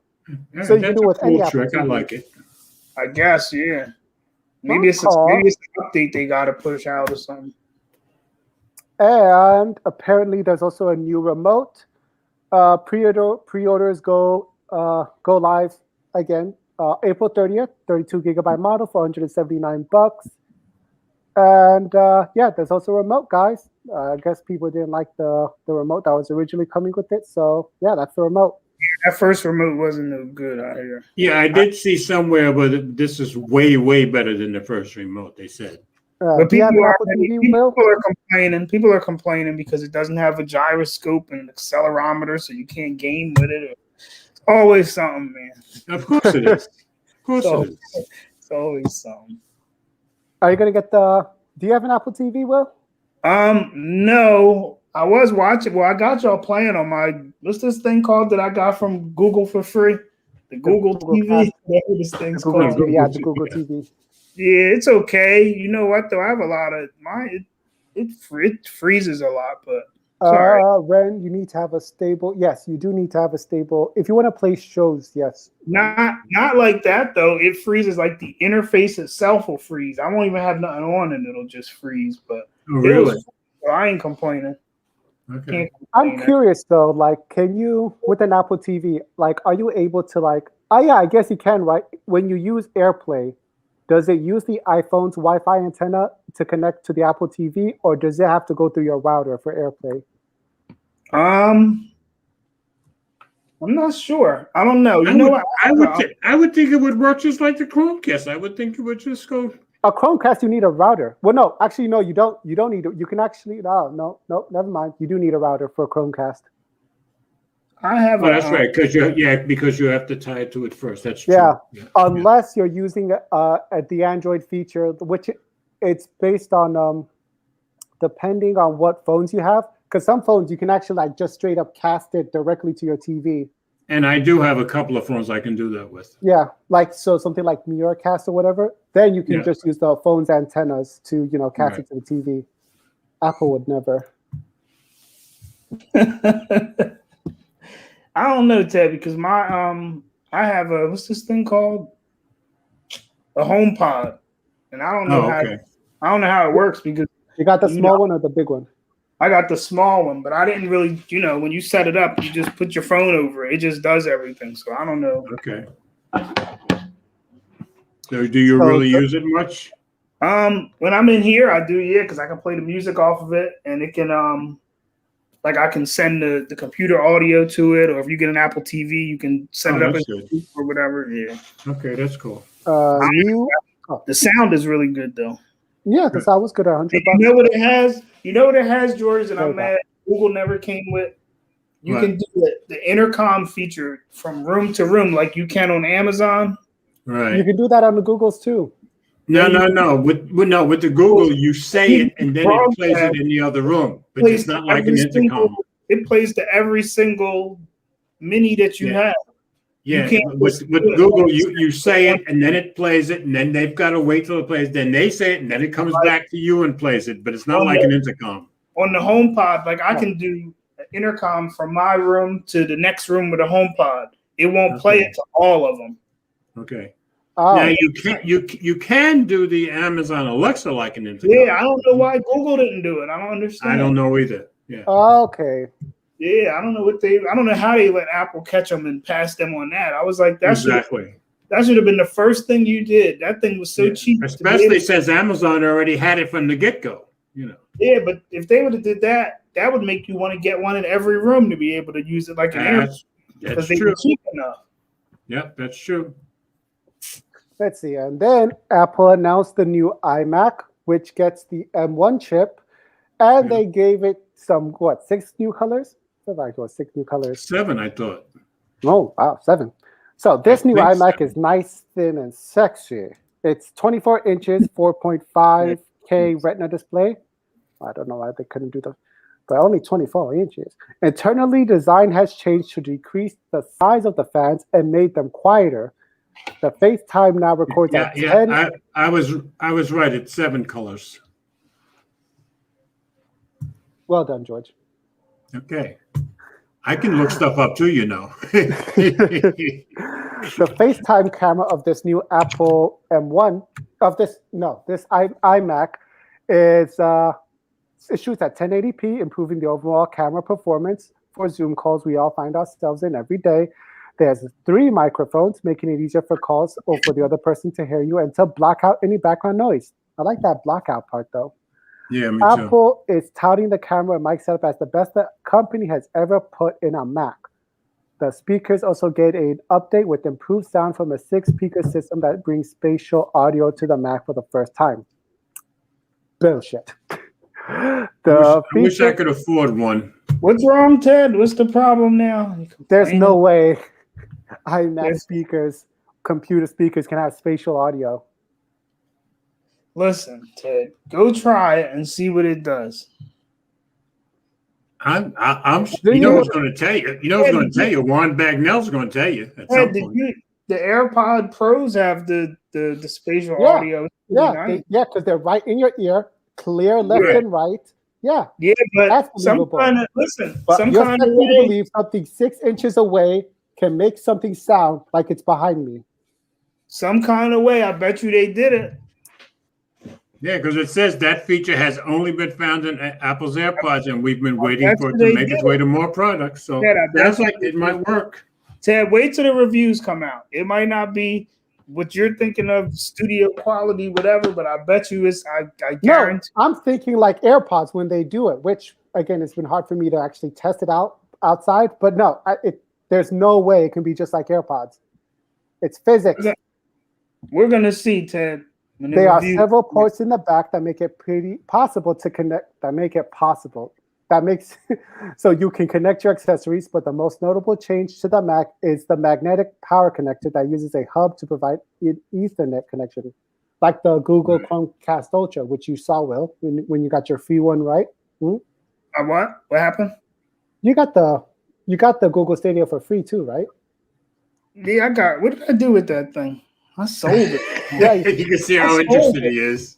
Did you not open it? It's like me with my AirTag. I didn't even open it, man. I sold that thing. I forget who I sold it to. I sold it to somebody. Without even opening it? No, I got a PlayStation 5. I wasn't playing this Stadia. Well, if you had opened it, you would have seen that the Chromecast Ultra had a power adapter that you could plug an Ethernet to, like this new iMac. Okay. But don't you think why do you think they made the power connector magnetic? Like they gave it MagSafe. Why would they do that for a standalone PC that's supposed to stay in one spot? Because MagSafe is coming back to the new MacBook. I think that's where they're going to go with everything eventually. That's my. They just want to put it out there. You see, they didn't even call it MagSafe. Yeah. They didn't even make no big deal about it. Everybody on YouTube is making a big deal. Apple's like, whatever. Yeah, don't you think that's where they're going to be going with Apple to put it on a standalone PC? Apple is like, this is just what we do, and everybody else is like MagSafe. No, listen. Now, Ted, no, they made a big deal out of it when the iPhone 12 came out. If they made a big deal about MagSafe, that guy on Twitter would have been like, I'm so sick of hearing about the big deal about the MagSafe. But they did make a big deal when they brought out the iPhone 12 with MagSafe. Huh? They did make a big deal. That was a different MagSafe though. Like I'm just questioning the design of putting a magnetic power connector on a PC that's supposed to stay in one place. The whole point of the whole MagSafe is that by the way, I am finding my iPhone 12 Pro charges much faster on the MagSafe than it does when I plug it in. These are all stuff that is meant to be portable, not the iMac. Yeah. That's true. That's true. Ted, if that's how they want to plug it in, who cares? It's not hurting the computer. You don't know. You know what? I don't know. You don't know. Ted's not even buying that. No. for the one person who has a kid and they trip over that cord. For the one person who has a and it kid. disconnects. Did you just say that, Will? The one person who has a kid. Listen, it don't matter if it's 1 or 2 or 7 or 10. Whoever almost knocks down their computer and that cord comes out, they're going to be like, thank God Apple did that. And for everybody else, they're not going to keep saying, I wonder why Apple did this. They're not going to care as long as their computer turns on. I think you set that up. They're not going to care that their iMac all of a sudden lost power. What happened? Yeah, if somebody trips over the power connector, that means the power connector on your iMac comes on. Okay, and, but your iMac, does the iMac have batteries that it can use as a backup? Ted, what would you rather? Ted, what would you rather? Your power come out or your iMac on the floor? Yeah, that's true. He's got a point there. It's not going to go on the floor. What? No, I would rather that thing does not move. Nope. Oh, so you want your iMac on, so you want your iMac on the floor. I would give it plenty of give so that, you know, if there's something trips on it. I gotta agree with Will. I gotta go with Will on this one. I'm sorry. No. Will's making sense at least. You want your iMac to go on the floor. That design it wouldn't go on the floor. It'll just fall down on the table. Ted, put your computer on the table and go trip over the cord. Ted, except I don't know how you guys do your PC setup, but usually, you know, it's facing the wall. Usually it's on the desk. Ted, if something was to fall, it would fall on the table. One person to hit that cord, a dog, an animal, whatever, and it's on the floor. That's the whole reason why people said, why did they get rid of MagSafe? Because you were saving people from the cord ripping out or breaking or whatever, anything. Okay. Anyway, also coming with these. He's gonna argue with you whatever you got, Will. I got time today. Yeah, maybe it was a good idea. We'll see. I'll wait for the Twitter people to be like, "Oh, thank God for this magnetic connector." Nobody's gonna say that because it's Apple. Everybody's gonna be like, Apple didn't invent the plug. Apple said they invented this plug. No, Apple said they invented the charge. If it does something good, Lord knows people will publicize it. Everybody's gonna hate it because it's Apple. And they'll also love it just because it's Apple. They're gonna hate it because it's Apple. Then they're gonna say LG had this in 2007. And they're also going to love it because there's also going to be a lot of people loving it just because it's Apple. All right, you two guys chip in and buy me one, then I'll give you my true opinion. Buy you what? iMac? I want an iMac. I can't afford an iMac. Too. Buy me one too, George. I need one. Yeah. Let's see. Also just announced, but you know, they made it sound like it was just coming with the new iMacs, is the new Magic Keyboard with Touch ID. I love Touch ID on this computer. Yeah, I actually do like Touch ID on a keyboard.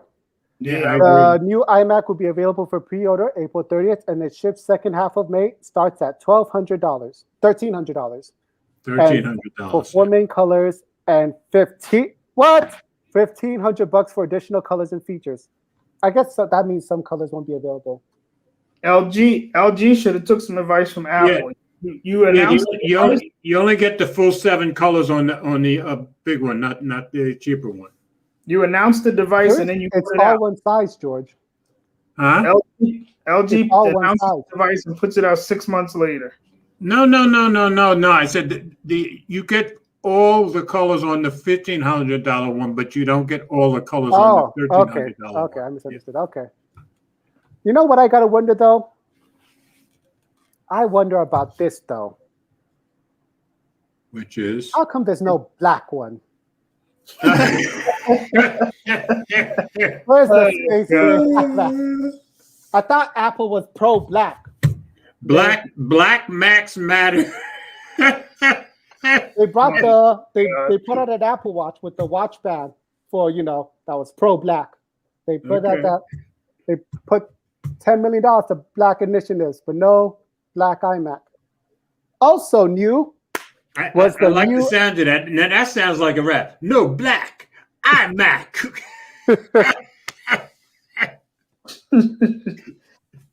Wait for the iMac Pro, Ted.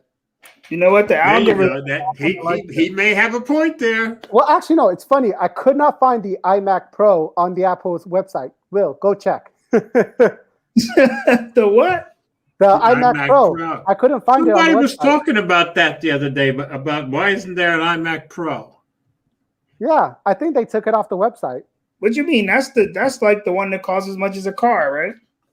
Yeah. The iMac Pro. It's expensive. It starts, I think, at like around 5,000. Yeah. What do you mean you couldn't find it? I couldn't find it. I'm sure it's there.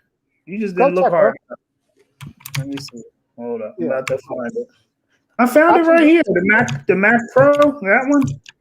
No, iMac Pro. I just found it. The cheese grater. Yeah. Boy, She's this great. man Yeah. doesn't get it. Right at the top of the thing. Fine, I will do it myself. Oh, Like there it Thanos. Bro, right here. $6,499. We are going on an expedition because nobody's getting the. I guess people have forgotten about it already. They just because Apple took it off the website, people are just pretending it never existed. I think what they were saying when I was listening, though, that they want a new iMac Pro based on the All right, look right here. Look right here. See, What? right here, What? iMac. There's the new 24-inch iMacs that just came out. Yeah. Then there's the 27-inch. Yeah. The 27-inch. There was a Pro model called the iMac Pro. right. That one is gone. Oh, well, that one probably is gone. Why? Why would they still have it? Because it's the most powerful iMac they had. Well, they don't And it was want that. also the only black one. Didn't you just say you wanted the $5,000 iMac Pro? I said I couldn't see it on the website anymore. I was wondering where it happened. So what is the one I just found? What is that one I found? The one with the That's wheel? the 7,000. Was it 6,000? No. 6,000 That's something. the Mac Pro. That's the Mac, not the iMac. whatever. The Mac. Not the iMac Pro. Yeah. Oh, well, nobody wants the iMac Pro no more. It sure sounds like it. Well, Look. that was the only space gray. That was the only black Mac. Oh, well, I don't wanna- Black Mac lives matter. Will. It's the only black Mac, so bring it back. There you go. See, you done got yours started. And Ren's is like a refurb. Oh, Ren's found it. It's apparently There sold you go, as refurbished for refurbished. 4,000. There you go. Thanks, There you Ren's. go. Say, go buy it. And it's black. Yep. It's black. So you got to get it. So back to the new thing. Apparently, the iPad Pro got another refresh. You know, last year they got refreshed. This year they got refreshed. That too. joint is a beast. If I had $2,000 and a whole video studio, I'd be buying it. So Apple released the iPad Pro. It was a refresh, but you know these ones, they refreshed it again this year. Yeah. Apple added Tim Cook added the M1 processor to the iPad That's Pro. true.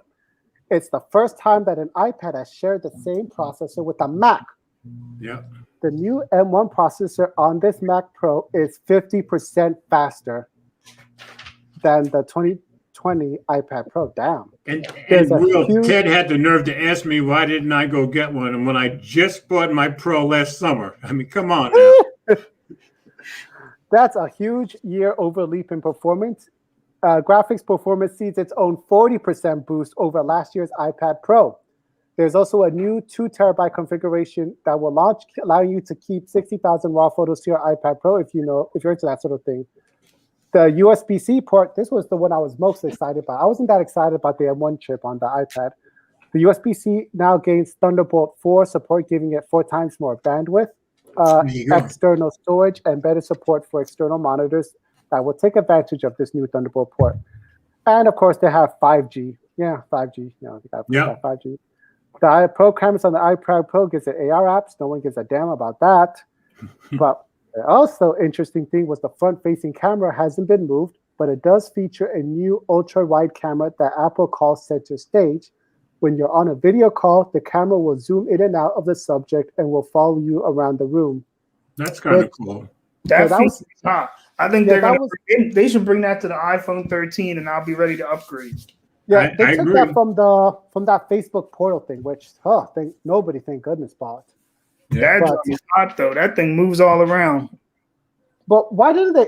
That's something. Why didn't they bring this feature to the new iMacs?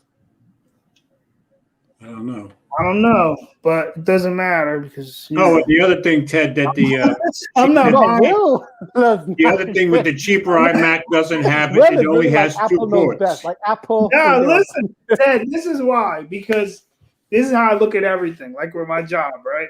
My job does a lot of stupid things. But you know what I say when everybody gets mad? It's their company. That's I it. agree with you, Will. I agree with you 100%. Normally, I would agree with you, but you work in the Apple, medical profession.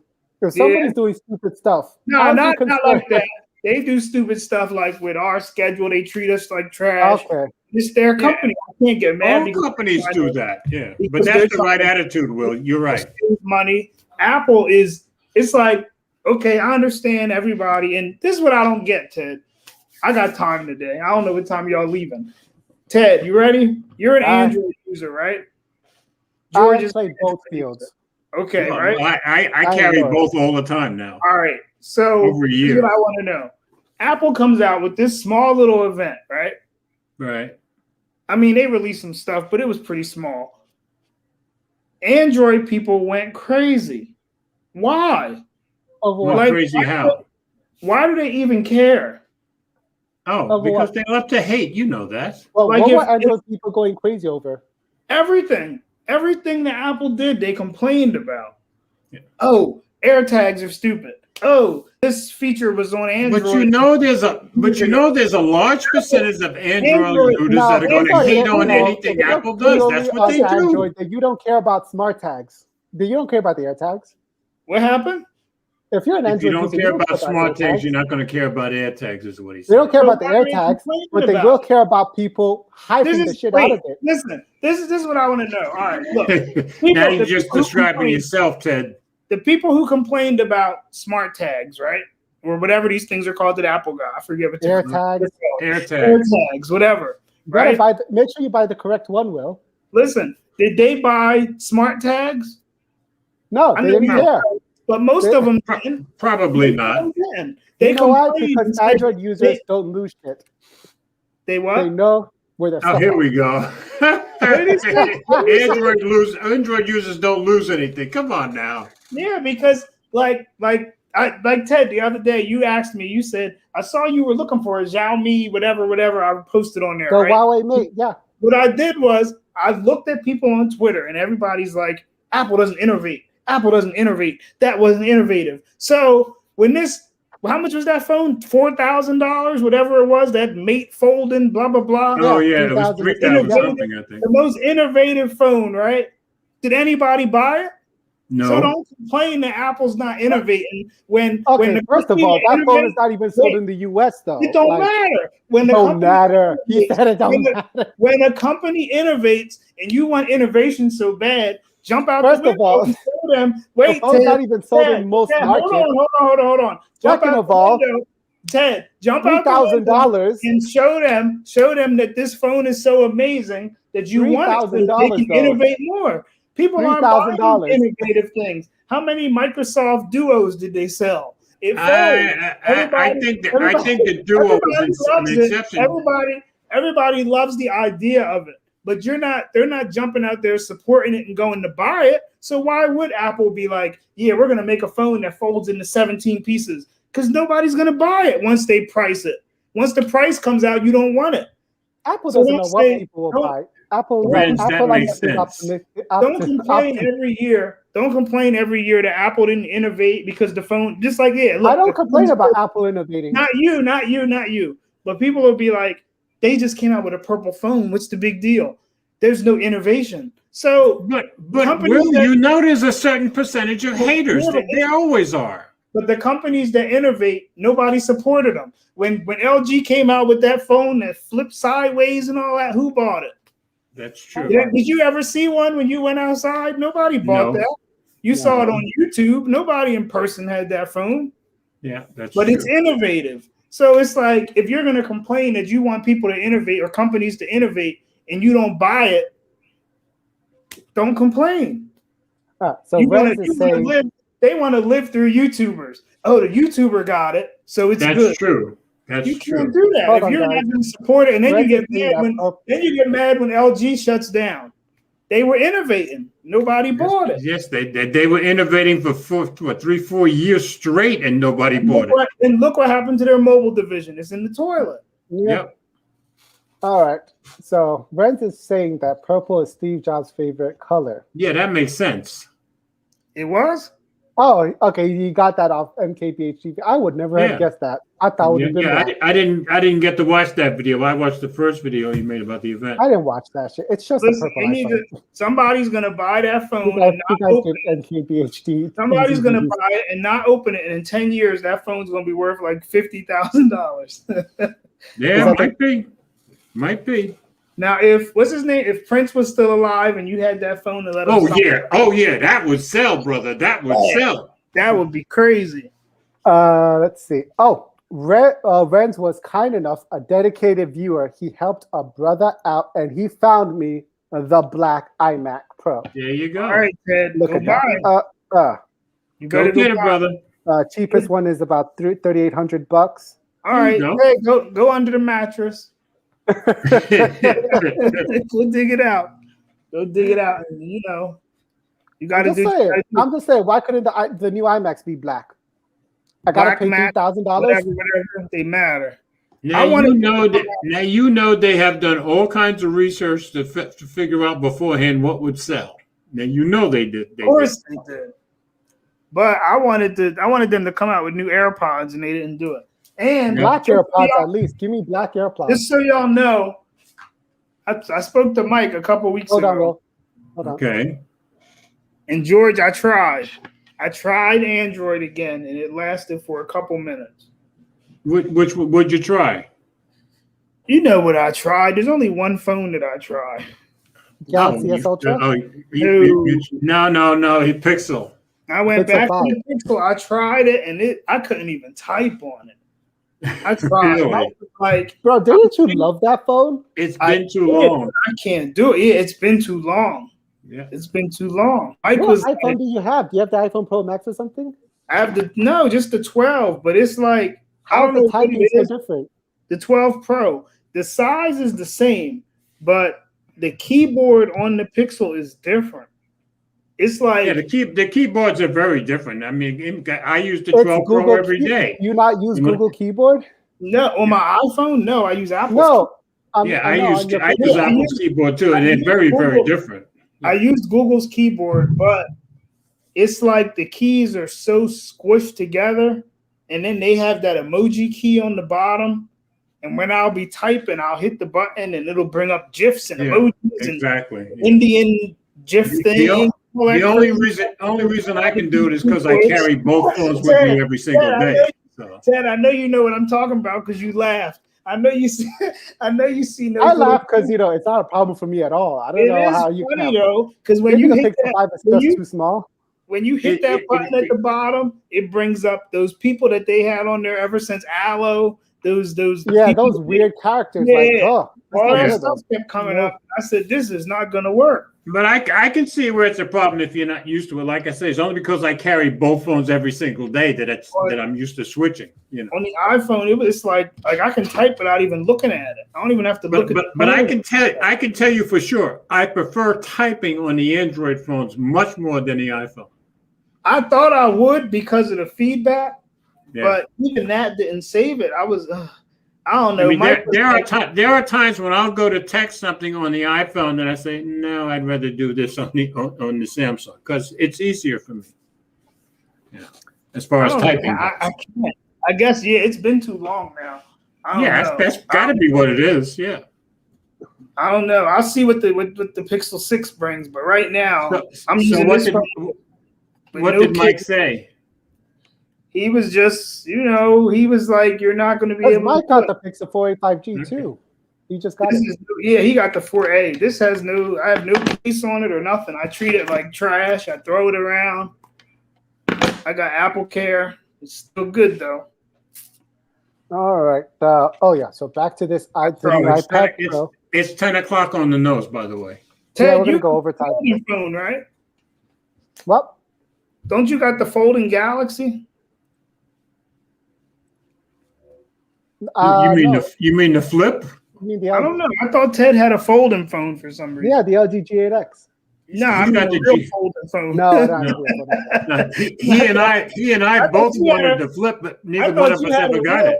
I thought you had a real innovative phone, Ted. Well, talk about a setup. Talk about a setup. Oh, I mean, you went after the innovation. You know, you just got a phone with a flip cover.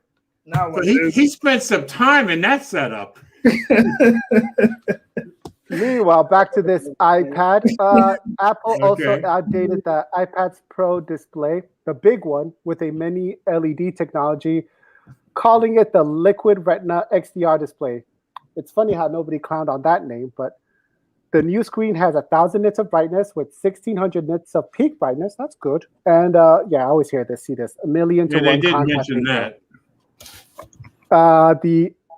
And they stay at the same price. The 11-inch iPad Pro will start at $799. The 12.9-inch with the new mini LED display starts at what? $1,100. Woo. Exactly. That big boy, that's the one. By the way, I think Apple deserves some credit. I want to first thank Apple. Apple actually did something very good. What? Actually, what's your name? George, remember when Juan was writing that pompous letter asking, phone manufacturers to please don't keep switching up your design phones like year after year. Just keep it similar, like cars. Yeah. Funny enough, Apple somehow listened, and they did it for the iPad 11. Okay. I just bought this. I had to replace my Apple Folio keyboard, which, by the way, costs $180. Now, I remember and it was dying on me. Twitter. It was dying on me. So the old case fits? No, this new case. Yeah, the old case and the new case will fit on this Logitech, the Logitech smart keyboard. Get this case over. Cool. It's way better. Problem is that it's fucking big. I love my Magic Keyboard. But the point is, this case will fit on the 2018 iPad Pro. It will fit on the 2020 iPad Pro, and it will fit on the 2021 iPad That's Pro. awesome. That's awesome. Thank you, Apple. Thank you so much. Ted, you know something? I just seen somebody did a video, Alt Dad Tech or something, said something about the keyboard. One of the keyboards is like a millimeter off and it doesn't work. You got to buy it. Yeah. Or something. Like I said, Apple kept it the same for the iPad Pro 11. Right. If you were looking at the iPad Pro 12.9-inch, the bigger one? They changed it. Gotcha. So the cases are not going to be the same. Okay. It's not going to fit. So if you I have the 11. I'm sure my next one will be the 11 also. If you drop iPad money on a keyboard case, you're mad. You're mad. So, Ted, wait. I don't understand. So, which one doesn't fit? Is it Apple's Magic Keyboard doesn't fit? Yeah, Apple's Magic Keyboard for the 12.9-inch will not for the big fit. One. Only for the big one, not the smaller one. Now, the smaller one fits. Now, I feel bad for the people, but I would have never bought Apple's Magic Keyboard. I love my Magic Keyboard, but I have the 11-inch. I'm just saying I wouldn't have bought it because to me, what's it doing for $350 that the one for $180 can't do? When you use the Magic Keyboard, it spoils you to the point you don't want to use anything else. I can tell you that for a fact. You have it, right, George? Huh? Yeah. You have the Magic Keyboard, right? Yes. And it spoils you to death. You don't want to use nothing else. First of all, the one that's the Apple keyboard, the Folio keyboard that's $180 is way too much money for what it offers. For what it is. Yeah, I'm saying I would have bought a third party one. And then there is no third party good options for the 12.9-inch.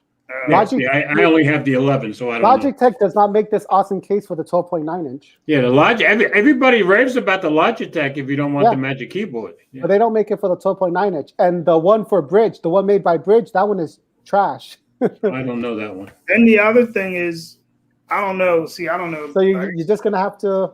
People just have a lot more money than me because I wouldn't be buying an iPad a year later or 2 years later. I'm not either. Good point. Either. I wouldn't be.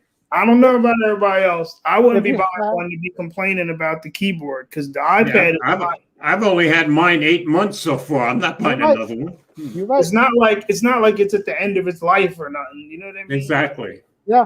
But yeah, like if you had $400 to spend on a keyboard case, you can eat No, that but cost. here's the thing. You If need to that me, cost. right? To me, if you can afford to buy an iPad 2 years later, then you can afford the keyboard That's probably true. because your old iPad is still good. Sell the old iPad, you'll get probably 80% of your money back. Yeah, Apple does give you good trade-ins. I'll give you that. Just go. Uh,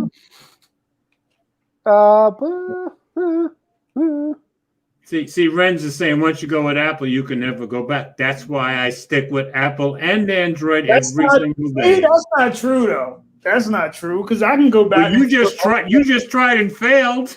No, George. But listen, I don't feel trapped though. Like when I went on Android, I was able to sign into my Apple Music and use it. Like I don't feel like I'm trapped. It wasn't like I didn't not leave because I felt like I invested too much money in the Apple. What I did miss, which has nothing to really, I mean, I guess it's not really Apple trapping me. It's just messaging. Is that the people that I deal with at school, they all have iPhones. They all use iPhone. You're on the group chat and you don't want to give them green bubbles. That's nice of you. No, listen, if I'm sending them a document, it's easy. I can just do it on iMessage. And Will has always said that. Always. I don't have to go into WhatsApp or like there's one person, she uses Android. So if I want to send her something, I got to be like, go into WhatsApp and look in there because if she's got the RTS, she should be able to get it. No, I don't think iPhones support RCS. iPhone don't have no RCS. No, but I'm saying if you're sending her something large. If I used Android long enough, but I didn't. Okay. I didn't even use it long enough to have to send a document. It really didn't last long. I couldn't do it. I didn't even. I don't know. I don't know. It was a big flop. That's true. What? The whole RTS thing. It's It's working now. Most people don't even know what it's working, but nobody uses it. Most people they actually do use it. They just don't know they have it. Most people don't know what it is. Most people. Oh yeah, that's true. Believe it or not, if they're sharing a photo, they are using it. Yeah, actually, they use it, but they don't use it for what they could use it for. Most people have Samsung phones from the carrier, and those phones come with Samsung messages, so they don't have RCS. They're not. Yeah, well, that's true. Or they haven't turned it on. Yeah, but I don't even know. Like, if you have AT&T, I don't think your phone. Oh yeah, if you're locked to the you might be right. Yeah, nobody. It's not like Google is coming out and making them switch to Google Messages because Google wants everybody to be different. That's why messaging is a mess on Android. 20 years. Yeah, that's true. That's the one thing you've been right about all along because it stays a mess. So and they wanted Apple to be like, here, guys, y'all can have iMessage. Why would they do that? Yeah, you still hear people saying it too. I heard somebody say it last week. Why would Apple do it? Like, what? I can't understand. Especially when that's some of what keeps people on iPhones. Yeah, like, why would I let my company lose money to help people who can't? To help Google, who's a wishful thinking. Who's a competitor, or whatever company, they can't get their act together. That's on them. Yeah, I agree. It don't make sense. Ted, what were you going to say? I had a question for Will regarding his new MacBook Air. What size is that screen? I only got the 13. Okay, so the MacBook Air is 13 inches. Because that's what I had, yeah. Well, yeah, and yours is only because if you had bought the base model 12.9 inch, if you had waited and got this base model 12.9 inch iPad Pro, you would get more bang for your buck because the iPad Pros, they all have 8 core GPUs. Yeah, but it wouldn't have worked for school because there's a program that I need to take my test on. You can't get it on an iPad. On the Pro, okay. On the so iPad. that leaves you and I, George. Yeah, that's true. Would we upgrade? I'm not upgrading. I told you. I've had it for 8 months. Why would I spend that kind of money again? Yeah, you about to get an iPad? You could trade in, George. Okay. No, I'm not trading it again. Maybe next Well, year. see, Ted, the Pro would make sense for you because you do video editing and all that. Yeah. To me, the Exactly. Pro is like overkill. Like, I mean, the screen is amazing though, Yes, it is. Yes, it is. and the And camera so is is the amazing. front camera. It's better than Yeah, the phone, and then- the camera's like a phone camera. It's crazy. Yeah, the cameras on the Pro are really nice. That's And now true. they got wide angle on it. It does portrait mode or something in Yep. the front. yeah. All Basically, right, Renz is getting busy at work. Anyway, thanks, Renz. thanks Guys, for faithful stopping as by. all But get you out. were thanks for let me write it out. Thanks, Renz. You were great. Thanks for finding that black Mac Pro thing. There you go. Yeah, Ted, which iPad Pro do you have? I have the 11-inch, the one I was holding up. No, which year? I guess. 2018. Yeah, 2018. Yeah, and I have the 2020. You gonna sell it, Ted? Well, I showed you, Will. Apple's not going to give me any money because the screen has a little bit of crack on it. So Apple's only going to give me $80. It's crazy. Ooh, As soon as there's a mark on it, it's like, woof, the trading value disappears. They gave me 300 for I'm my surprised. plain basic. I'm surprised they So- don't want you to recycle it. So You didn't I'm have just Apple going Care to. on it? That's why you So- got to do Apple Care, man. You should have did the monthly Apple Care. I bought this off used though, anyway, Oh, okay. for 256 gigs, which was handy. But yeah, I'll probably just hold on to this maybe 2 more years. Then I'll see. Because I like the hardware. I like this hardware refresh. But the thing is, I was never complaining about the hardware on this iPad Pro. It was just the software. Listen, wait till Apple drops them professional whatever apps. The WWDC. Yeah, wait till that comes. Then everybody gonna be like, "Oh my God, the iPad's the most amazing thing in the world." It's better because they put a lot of bang in it. Here's another thing because I haven't been on in a while, so I feel like arguing. The people keep complaining because Apple said the iPad Pro is what did they say? It could be a laptop replacement, right? All right. For the average person, like if I wasn't in school right now, the iPad Pro could replace my laptop. Okay. I don't understand. What? People Didn't cannot you just say that it couldn't? Oh, you said No, it no, wasn't. no. If I wasn't in Good. school, it could. If I didn't need that one program, there's nothing that I do on the computer that I wouldn't be able to do on the iPad Pro with a keyboard. And that's probably true for me, except because I've been on Windows 10 so long. There are things I still find easier to do on Windows. That's true for a lot That's of not people. true, George. Yeah. That's true for a lot of people, though. I don't see why people get so upset. Oh, this can't replace a laptop. Yeah, if you're doing crazy stuff on the computer and you need a whole bunch of programs or whatever, but for somebody who No, could- you're right. For the vast majority of people, it would replace it just fine. Yeah. for somebody who's using Nope. like Nope. for All somebody right, who's Ted's using disagreeing. Okay, Ted, why not, Ted? Oh no, I was gonna let you finish, Will. For somebody who's using like a Chromebook or something, it's the same. All right, Ted, what you know about? The no is, let me go on the big screen on this one. Okay. Let me zoom in. He's zooming in. Look out. Uh-oh. So, I wish I could do that guy in Breaking Are Bad. you going to get to the no? The Yeah, Walter White- people will tell you that this iPad Pro can replace a computer. All right. That is false. Okay. Because. The iPad Pro will give you the impression that it can replace a computer because it will do specific tasks that you want it to do extremely well. If you want it Okay. to do video editing, it will do it better than a computer, Okay. or it can.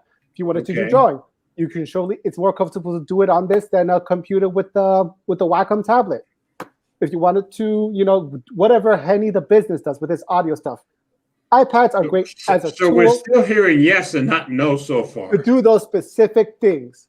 But the moment you wanna treat it like an everyday general computer, the cracks start showing And up do what? real fast. Give us specific examples, please. Specific examples.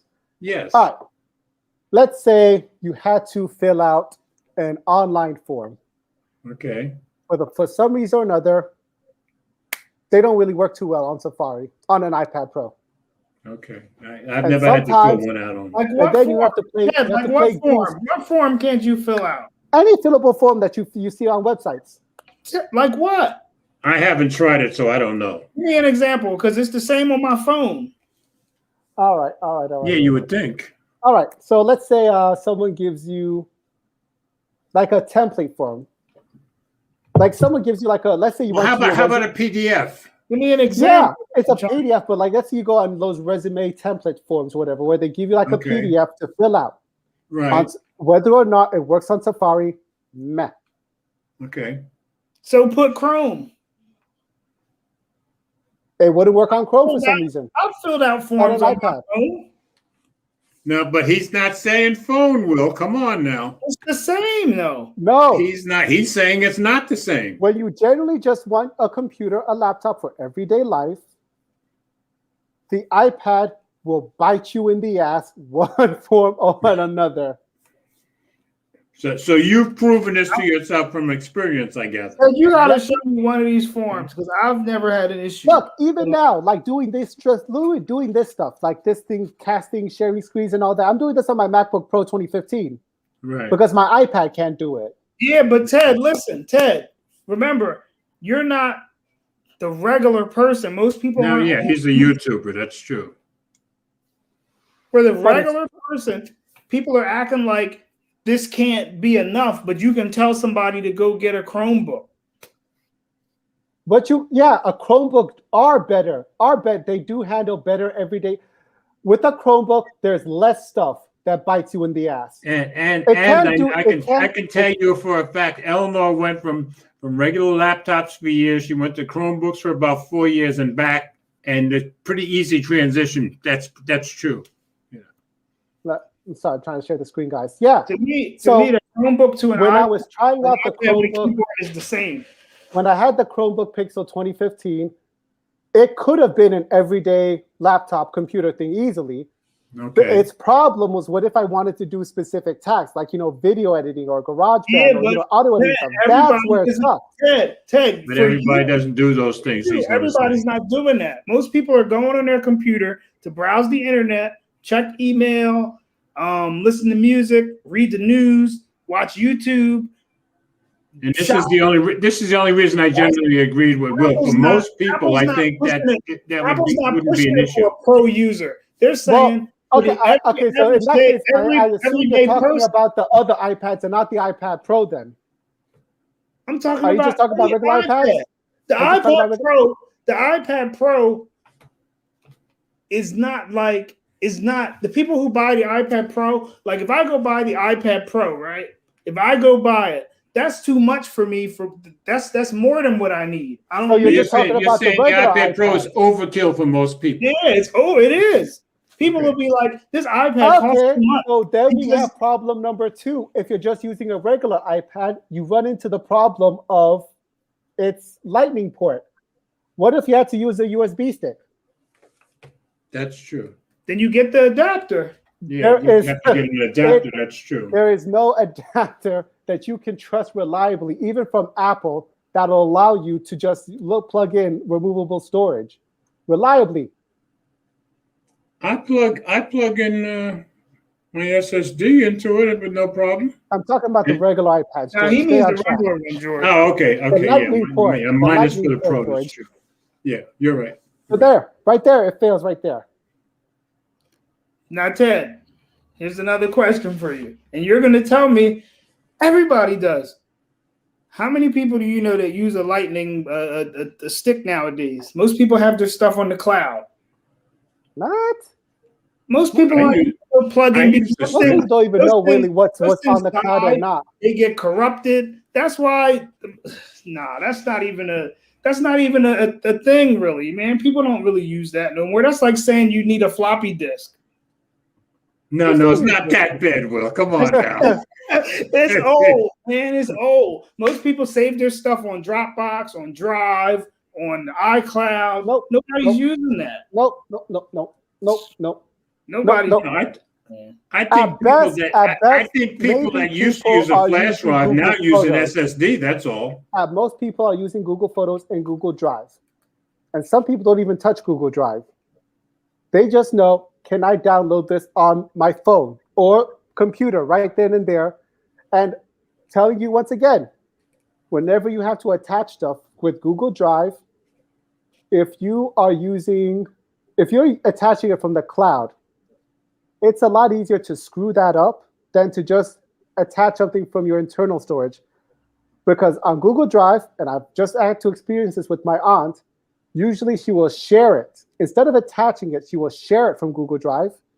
And once you share something with the cloud storage, you have to, well, let me just speak about Google Drive. You have to worry about permissions. Yeah, that's true.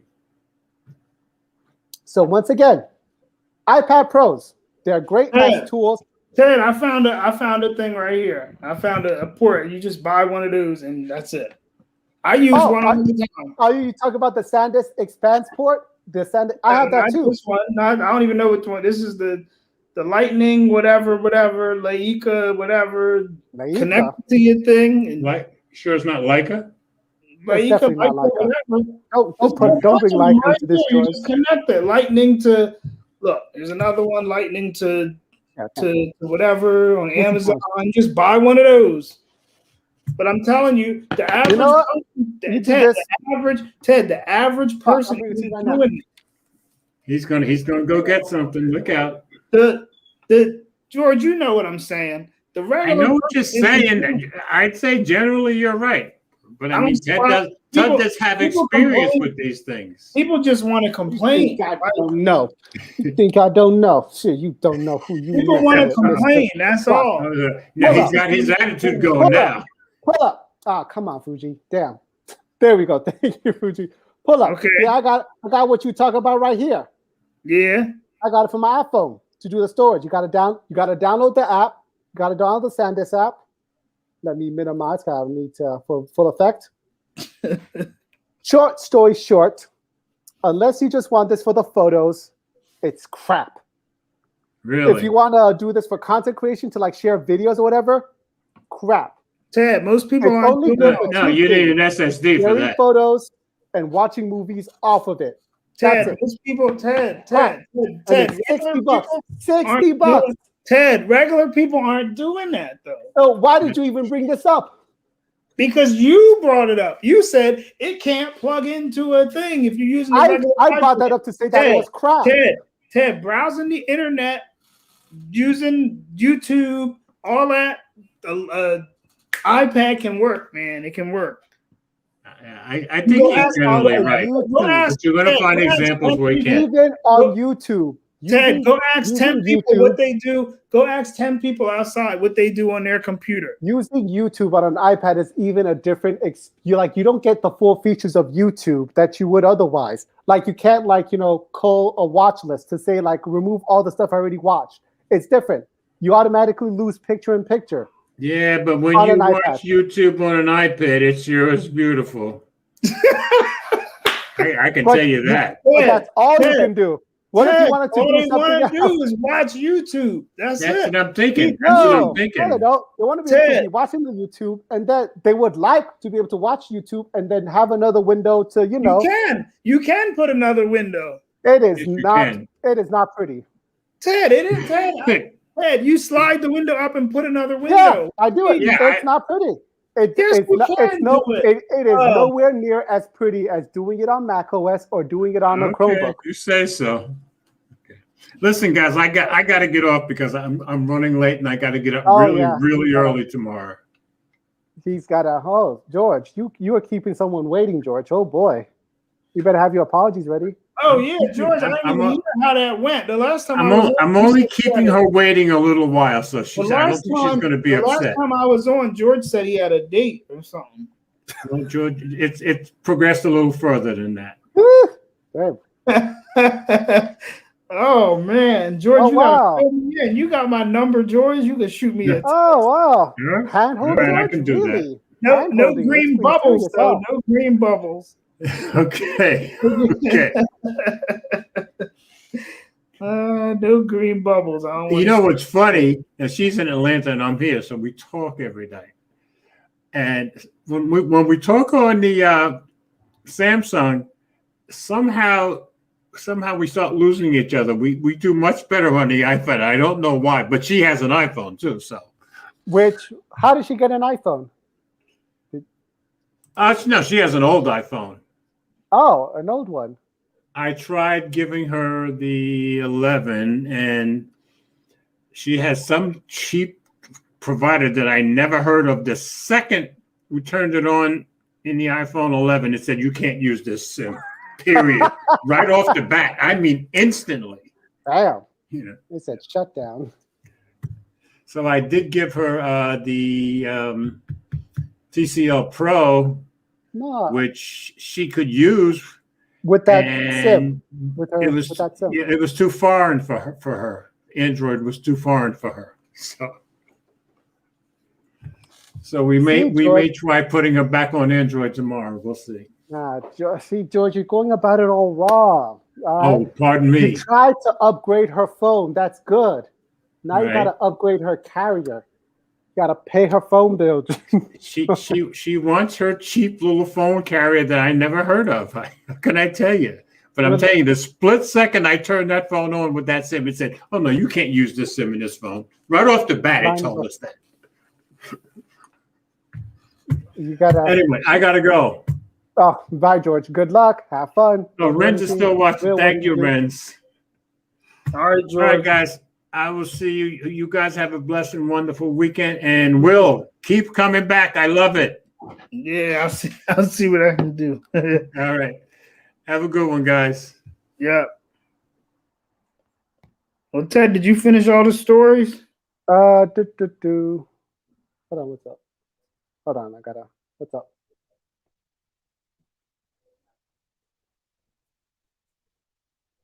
You don't know how to hang a towel? Sorry, forgot I muted that. I gotta mute, my bad. Let's see. Let's see. There was actually, these usually I announce the glowing rectangle story, but were we done with the whole Apple Air? We were saying that I was of their mind that iPads Pro or even iPads, they're not really good for replacing a PC for the general consumer. Like if they are though. No, they are, Ted. Ted, you just think they are too much. Ted, you want to do too much. No, you think that it's enticing. They're very good. You think everything is good. Then all of a sudden, you don't expect it. Then you'll be wondering, what the heck is going on? Why can't I do this? For the regular person, they work fine, man. If a regular person needed a general computer, basic, because they have to do whatever PC tasks, a Chromebook.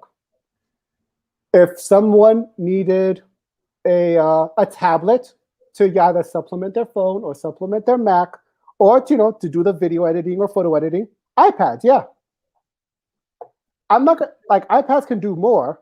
But for general use, Chromebooks are better. You just want to do too much. Like I know when I'm done. All I'm discussing is whatever person a general person would come across, where when they're applying for jobs, applying for such and such, they have to go look up something. Yeah. I'm trying to attach documents to emails. I don't know what kind of application you're talking about that you can't fill out on an iPad. I really don't know, because I've done it all from my phone. It'll come. Like if something, like if you're on an old site that you still use a Shockwave, actually not Shockwave. Uses what? Shockwave. So all that site, iPad won't even. Shockwave is dead, ain't it? Ain't all that dead? Shockwave and Flash and all that, that's gone, man. The site got to update. You shouldn't be applying at that job. I'm not saying it's a job, but what if you just wanted to browse? Like, you shouldn't be applying. Shockwave. Yeah, I remember that That's from the, a long that's time ago. When I was in that's high one of school. that's really the only like things with iPad Pro reviews, or even like iPad Pro reviews. So people will be like, "Oh, it can do so much." Reviewers will show you the things that it's doing so well on, like the video editing, the Because photo editing, because the things that you're and trying to then do, people will then see that, say, "Okay, it can do pretty much everything." because you're trying to do too much on it. I'm You're doing too much. obviously, I'm not- Ed, you're not, but listen, you're not the regular person. You're not like, you know what I mean? You're not the average user. You're not. So for you, yeah, an iPad wouldn't work. But for most of the people, an iPad would be fine. Now, if it like ignoring an iPad Pro, if a person just wanted an iPad to Okay, do wait, regular stuff, here's the question. they'll Ted, be so setting themselves up. Ted, hold on. So all these iPads in the world, you think these people are just using them to watch YouTube or browse their phone? You know what I mean? Or check their emails, or No, look at a website. nah, they're You using can trust it to do it well, to do those things they're very well. using them just like a computer. I'm saying if you were going to just use it as a computer, sooner or later you'll get Yeah, bitten in the they're ass using because them you're on just like a iPad OS. computer, and it's working fine. I'm telling you, You will get bitten in the ass. it's working fine for them. For general stuff, it's a safer bet to go on a Chromebook. To me, it's the same. It's no different. No different. No, it's very different. I've used a Chromebook. I've used an iPad with a keyboard. It's the same to me. Not same at all. Oh. So, are you going to get AirTags? I don't have nowhere to put them now. I don't lose stuff like that. You don't lose stuff, huh? I don't lose stuff like that to where I'm gonna put a tag on I it. figured with people going off on Twitter that they were losing stuff left and right off this in this pandemic.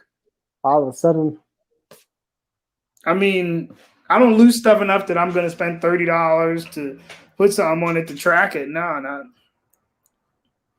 Maybe I don't know. Nah, I don't know. Mm-mm. I was thinking about putting it on my kids' book bag, like inside their book bag, because the battery is like good for a year. Yeah, and it's usually. I thought you had to charge it. That was keeping me away from it. But I don't know. Now you're making me think about it again. Spending $50, that might not be a bad idea. Stick it in their bag, because I wouldn't even buy the pouch thing. I would just stick it in their bag. Why would you stick it like for when they go out and then you can see where they're going, or I can see where they're at. Yeah. Wouldn't their phone do that, or their Apple Watch? You're not gonna get that. My kids don't have a cell phone yet. Not service. They don't have service yet. They have phones. Apple Watch provided a service where you can just check on the fan. But then I gotta pay every month for the Apple Watch. And I don't remember. I got Visible, man. I'm not paying no $70. Yeah, that's true. And plus the watch has to be charged. So if they forget to charge that watch got to be on the plan. So you figure two Apple Watch SEs is about $560. Yeah, it does. When I can get a little $30 tag and stick it on. Yeah, you're right. And you don't have to worry about it until they get iPhones, huh? Yeah, don't got to worry about it until they get it. Right now, they have iPhone 7s. So I don't get it. So you don't expect them for the iPhone to warn them about the smart tag in their bags? No. They don't have a plan. They just have the phone for YouTube, and they can message me on it. But when they leave the house, they don't have no Wi-Fi. They're not going. I don't think the tags use data though. My kids are only 10. But the tags don't use data. It'll still give them an alert. No. I don't know if it works without a data plan. What they gonna say? They don't care. My kids are 10. I can track them wherever they were. They're still kids. I'll track them until they're 17. They don't have no choice in the matter. Oh, yeah. Really, the only thing that stuck to me was maybe the iPad Pro, but I'm gonna have to wait for WWDC. Yeah, to see what they come with. Yeah. Yeah, because it does need major. I was waiting because I said I was using my computer a couple days before, and since we're in school from home, We've been having Zoom meetings, and that thing was like, ooh, started humming. And I was like, nah, this can't. I said, Oh, I know exactly. My girlfriend, she has the 2016 MacBook Pro. Every time the front-facing camera is used, the fans come on. yeah. Like hold on, let me check my MacBook Pro. Even my MacBook Pro, my 2015 MacBook Pro is quieter. It's so weird. Yeah, and I had a 17. I had the messed up keyboard, and my Z key started acting stupid, and then it was humming. And I was like, all right, let me see what Apple's gonna give me for this computer. And they were still giving me money for it. And then I went on there and it was like $8.99 with the education discount. And then you could put it on your Apple card, no financing fee for like 2 years. I was like, yeah, let me do it. Might as well. Yeah. This one is so quiet and the battery lasts forever. Yeah, I'd expect it to be quiet. It doesn't have a fan. This thing, it doesn't make no noise. That's it doesn't have a fan. No fan, right? That's what I thought. I was like, there can't be no fan in here. I was like, this thing is nothing. You don't hear nothing. There's nothing to make noise. There's no fan. It's fast, and it got the little touch, fingerprint drawn. And yeah, it was a good purchase for $500. I can't complain. For $500, 128 gigs. Yeah, it's actually not bad. No, 256. Oh yeah, that they start at 256 now. 256 is the base. Yeah. I celebrated Apple for that during making that. It was like a lateral move for me because that's what I had. The one I had, I only paid $9 for because it was open box. Oh. Open box Best Buy. I think I paid $9.50, $9.45, something like that. Oh, yeah, but that's all I'm maybe looking at is maybe the iPad Pro. I'm more interested in the Sony phones. I want to see. I don't know if I'm upgrading my phone this year. I can't decide. An iPhone 12 Pro? Well, no, you can't decide until you see what the new phone is. No, I mean, yeah, but you can decide already. You already know it's going to be an iPhone. They'll do some whatever they'll say they did with the camera. The notch will be 0.2 smaller, but and they might do the 120 hertz. That might be the only thing that's 120 hertz. See, to me, it's not. I don't know. I use the Pixel. I use the S20. I use the new and all that. And I don't know. Maybe it's me. It's not a big thing for me. It's really not. You're talking about the refresh rate? Yeah, it's not like I don't game on my phone. So yeah. It's not. Yeah, you get used to it on the iPad Pro, the 120. Yeah, I use the iPad Pro, and I'm like, it is nice, and it's amazing. Nice, but you get used to it, and then like when you get off of it, like it doesn't really bother me when something doesn't have it. Yeah, to me, it's not like a big enough deal where I'm like, this is something I have to upgrade for. Like if the new iPhone doesn't have something really crazy, I'm not gonna do it. I don't know. Renz is like, he's looking forward to the SE Plus. I've never heard about an SE Plus. Everybody keeps saying that they're going to come out with a bigger one, but I don't know. Oh, an SE3 with 5G. And then updated 90 hertz or 120 hertz is not a great deal. Or I think he said he's saying it's not a big deal. Like this one, I only have the 128 gig iPhone. Let me see. And I don't even think I'm using much of it. Yeah, I'm not using much of mine either. Let me see. Yeah, well, I'm using a lot. I'm using 63 gigs, but I still have a lot of storage left. And let me see. What's taking up most of yours? Huh? What's taking up most of yours? Photos? Videos? Oh, shit. What? Yeah, I'm using more than I thought I was. I'm using 76 gigabytes. Yeah, right? Let me see. Most of mine looks like is apps, but that's crazy because I don't really have. Oh, most of mine. You know what? Podcasts. I have a lot of podcasts. I have 10 gigs worth of podcasts. So most of mine is photos. Once I delete the podcasts and messages is using about a gig and a half. So see, some of this stuff is that like now you got me looking at it. I'm gonna delete some of these apps that I don't use. But yeah, I don't use a lot of memory, so I use that surprisingly a lot, considering this isn't even my daily driver. what do you got? What's that? The 12 Pro? It's the 11. 11, I mean, yeah. And like to show you how like it's not so cool to use this. Usually, I just AirDrop photos or whatever to my MacBook, and I just to free up space because I don't even bother with that flash drive. Yeah. I actually got the flash drive because on my iPhone 8 Plus. Telegram. What do I got on Telegram that's using 4.38 gigs? Man, you on Telegram? I don't know what's using. I don't know what's. No, I have Telegram on here. I don't know what's taking up all my space from Telegram. I guess it's just the messages, right? Let's see. According to Reds, iPhones have superior screens, so that I think no need for the updated refresh rate. I will just take a toll on battery. That's what I'm scared of too, the battery. Because it's funny enough. Did you know that all the iPads across the board have the same battery life, 10 hours? They do? Yeah, the 12.9 inch, the 11 Pro, the iPad, iPad Air, iPad Mini. Yeah, but see, they're all rated for 10 hours. I like my battery life on this phone, so I don't want to get a 13 Pro or whatever, and the battery life be worse just for 120 hertz. Yeah, I'm actually happy with. Yeah, again, happy. This is one of the few times that battery life has actually impressed me. This iPhone 11. The only thing that I missed out when I didn't upgrade to the iPhone 12 was that new log mode for recording videos. Photos. Yeah, see, I don't use none of that. I got it, but I don't use it. Oh.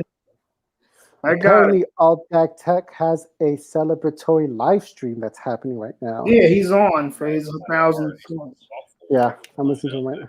Oh my god, like ecosystem. I'm like, what the hell came up with that word? Can we do that, by the way?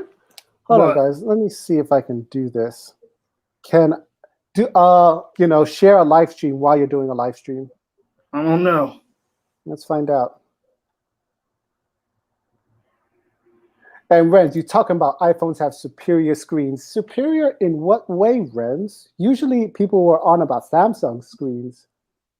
I think he means not the screen so much, but maybe the like. I think he's talking about the colors or I think he just means the animations and you know what I mean? Oh, because like what's shown on the display. Yeah, I think on Android, a lot of people want the 120 hertz because they say, it was the animations weren't good or, they always had a complaint. Oh, yeah. Okay. So that's what he meant. And he's talking about touch sense. What are you talking about? The touch sense? Isn't he touch like he means like the fluidity of the screen. You know what I mean? Like it's just, it's smooth on the iPhone.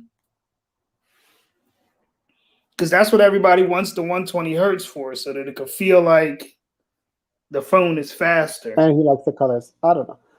I'm thinking Sony's going to give iPhones a run for their money with that 4K display, though. Yeah. Nobody's buying a Sony phone except for you and George. Nobody's going to buy it, man. I don't understand. People keep complaining, saying they want innovation, they want this, they want that. But when the time comes and these companies put out these products, nobody buys them. I want a 4K. I want the 4K. I'm going to be. Let somebody come to me on Twitter talking about their iPhones has 120 hertz refresh rate. I'll be like, does it have 4K though? You know what? People are going to be like, everybody's going to come out and Sony's going to be like, yeah, here's the new 8K Xperia, whatever. And iPhone people are like, yeah, whatever. They don't even care. They don't care because just like everybody says, the Apple in their own little world, they don't care what's outside of it. It's like it doesn't even exist. It's like it doesn't exist. I see Google has that new guacamole or whatever they're supposed to be doing with the assistant. Did you see that? What?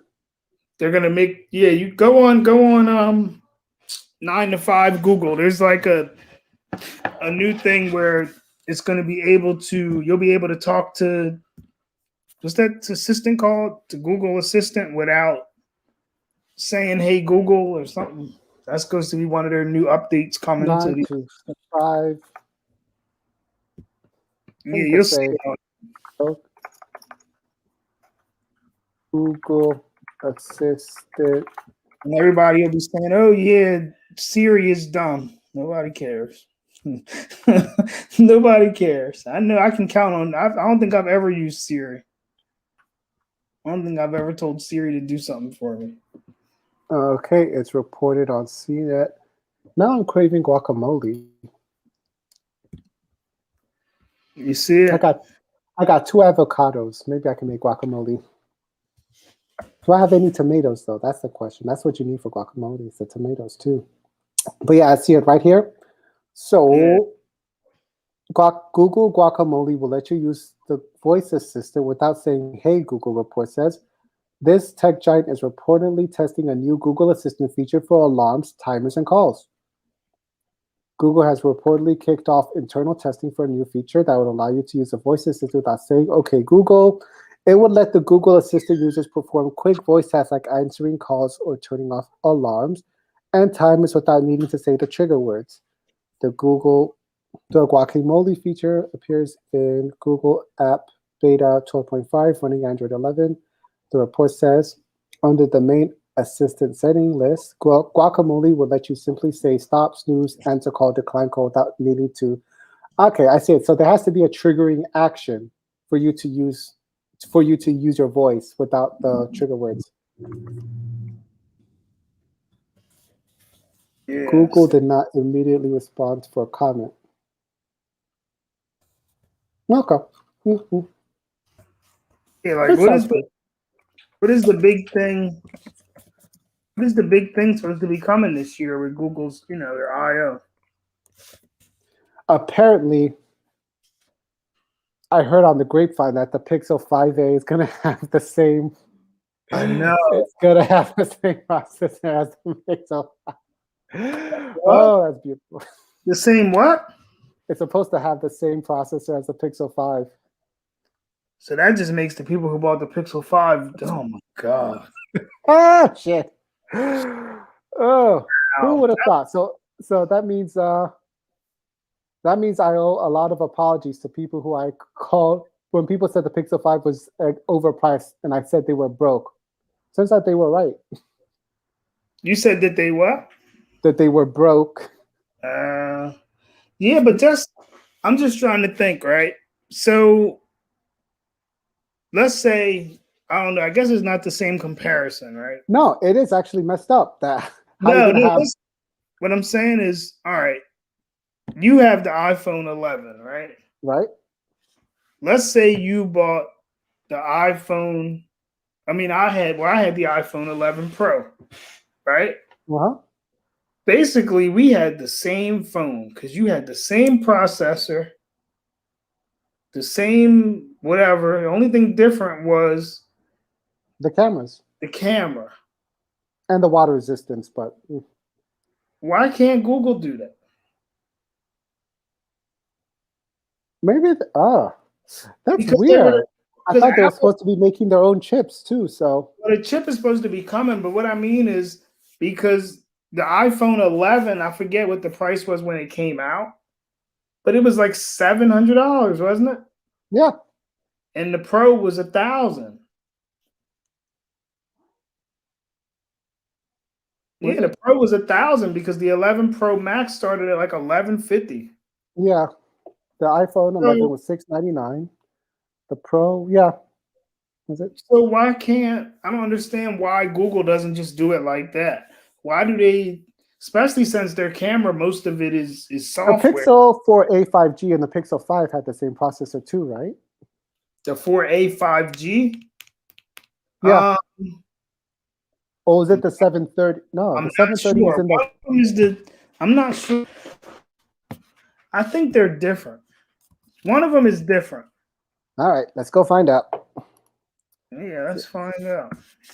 I wish I could just be like, wait, Siri, where are you at? Stupid Siri. Like, I like that white one. Why didn't Google come out with the white Pixel? That's what they never came out with a white Pixel 5. That would make me get a Pixel again. If they came out with a white one.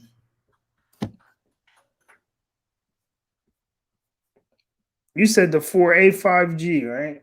Yeah. Snapdragon 765G. Yep, it was the same It's as the same. It's the And same that as the was Pixel 5. So And that was 500. So this one that's about to come out, I wonder what are they going to price that at? I don't understand Google's lineup this year, because why did you come out with a phone that's 700, right? 200, 500, and then the 4A was what? Because the 4A 5G just came out, right? It came like a month after the Pixel 5. So why isn't that the Pixel 5A? Like, they shouldn't even I don't know. That's crazy to me. Yeah, Pixel 5 just has wireless charging and the IP rating. It's like, and refresh screen. Like, everybody who bought a Pixel 5, like, dang, like, you really got to feel like you really got suckered this time. If that phone comes out with the same processor that yours comes out with. Yeah. That's why I always say, in tech, it's better to wait. Listen, you just shouldn't do that. That's all. The company just shouldn't do that. Google shouldn't. That's crazy though. Like, the difference is, like, I don't see a $200 difference between the 4A 5G, and it's just the promotion, the wireless charging, and what else? The IP rating. The water resistance. Yeah, that's it. There isn't really a $200 difference, but for me, I always want water resistance, because I think, ironically, the Pixel 4a 5G sounded better through its speakers. See, Google, I don't know. Google, to me, they need to fix their something. They got to fix it. Because like, if they want the Pixel to survive, they got to do something, because ever since the Pixel 4, you don't know what's coming out, huh? Yeah, but it's like I love the Pixel phone because it's stock Android, but they're even losing me. Like, that's crazy. I've had every Pixel since they started, except for the 3A, and they're really just losing me, man. They're messing up. It's like you try to support them, but that move was worse than Apple. How you let Apple do better than you? Like, at least Apple comes out with the cheap model, but they give you the same processor, same. Apple doesn't really do, like, a worse processor or whatever. Yeah, like the camera, you might be missing a camera, but you know that going in. You don't give somebody a worse processor. Like, that don't make sense. You only do that for the Apple TV. Because that's only going to lead to problems when you're going to update it. You know what I mean? Like, Pixel hasn't had those problems. Pixel's the only phone manufacturer where after 2 or 3 generations, you get the same camera features. No. I mean, like, because see, we don't know yet, but how's, like, the 3A going to take this next update? You know what I mean? Because the processor it wasn't like a flagship processor. How's it going to deal with the next? The Pixel 3A pretty much was, in terms of image quality, was pretty much the same as a Pixel 4. No, not the photos. I just mean the whole software update. Well, it's just going to be slower. Yeah, that's what I'm saying. There's problems as they update the phone, because they keep giving them these weaker processors. Like, they need to just maybe once they come up with their own, they'll be all right. But I don't know. They're also saying that processor might just be an Exynos rebrand. The Google chip. Whitechapel. Yeah, they're saying it might just be an Exynos rebrand. Oh. Yeah, because Samsung is supposed to be helping them make it. Exynos hasn't been doing too hot though compared to Yeah, Snapdragon. but Even honestly, compared to Huawei. I didn't think that the chip would be coming out this fast. So it kind of does make me wonder if it is like, They're working you know, on this for 2 years. yeah, but that's still fast. That's so fast. I would think for Google just to come out with a chip like that, I don't know. We'll see. I hope they don't do nothing crazy with the Pixel 6, like make it, I don't know. Google has been all over the place, man. Mm, We'll see. It's always my time. In a couple of months, I'll be sitting there with my credit card waiting to buy this nonsense. yeah. And I'll be mad once I get it. And all for vanilla. You know, Sony's do vanilla Android too, right? Yeah, but I don't. You know, that's what I'm telling you. Like, You know, the Xperia 5 and the Xperia 1, I don't like they get the same processor, I don't just like. different phone sizes. I don't like Sony phones. You never Listen, had a Sony phone like that. I don't like I Sony. didn't, but I really didn't. But Google, I don't know why. I just like Google, but they're losing me because it's just like you said, all for vanilla Android. But I know, to me, the only other option, not that it's really not like I've used OnePlus. I don't know. OnePlus to me it got boring. I had a couple OnePlus phones. I had OnePlus got boring. I had the 6. I had the 7 Pro. I mean, you could do OnePlus. OnePlus video is better than a Pixel. The 3T. I don't really do video like that. Oh. More pictures, but I don't know. I just like the Pixel. To me, if I don't get a Pixel, it'll be a Samsung. Let's see what Renz is saying. Let's see, he's like, if the Pixel 4a 5G was priced at $350 to $400 than the old camera, then yeah, you're just like what Jerome is saying, Renz.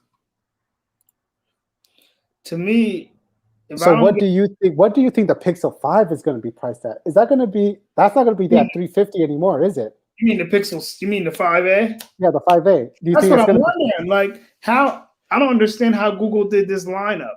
That phone is going to have to be $350 or $400 because you can still buy the 4A, right? The 4, yeah, you can still buy the 4A. The 4A is what? It's $400. So unless what 4A is $350. Well, they'll probably get rid of the 4A and put the 5A there. Pixel 5. I didn't know it got warm. And then their lineup is really stupid because then you have the Pixel 5A, the Pixel 4A 5G, and the Pixel 5. Oh, shit.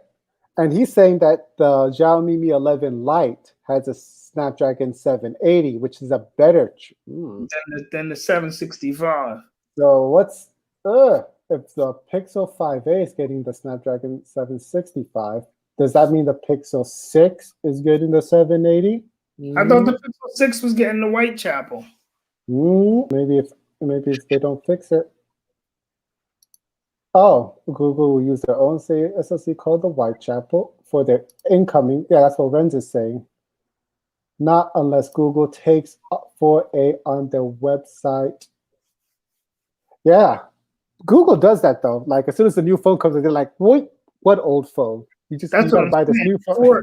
The 4A might be gone, and they're gonna put the 5A. Yep. But then their lineup looks stupid because you're gonna go the Pixel 5A, let's say for $400, right? Yeah, that means they're not gonna sell the Pixel 4a 5G either. Yeah, because you'll go the Pixel, let's say the Pixel 5A for $400, then you go to Pixel 4a 5G for $500. You're going to give me a lesser number for more money? It don't make sense. It'll make sense if they remove the entire lineup, the 5A, the 4a 5G, and the 5. So that you mean the 4a 5G only lasted a couple months? Yeah, they got to remove the whole thing for it to make sense. If the 5A is really coming with the Snapdragon 765. To me, if it comes out at all, they got to do that because it looks like, and then later on in the year, not even 6 months later, here comes the Pixel 6. So you're gonna have the 5, the 5A, and the 6. At least the numbers should be the same. Yeah. This is a mess. It's gonna look crazy. You're right. Their lineup is gonna look They just crazy. need to take a page out of Samsung's book and just, And fix just that start naming. over. Yeah, just go by the year. Pixel Yeah. 2020. They That's- just need that Pixel 5a just needs to be a Pixel 6a. Yeah, just change the name on the box. Just write on it with a marker. That's all. All right. I've been wanting to try this out. Let's see, a live stream featuring a live stream. And you don't have audio. Let's go.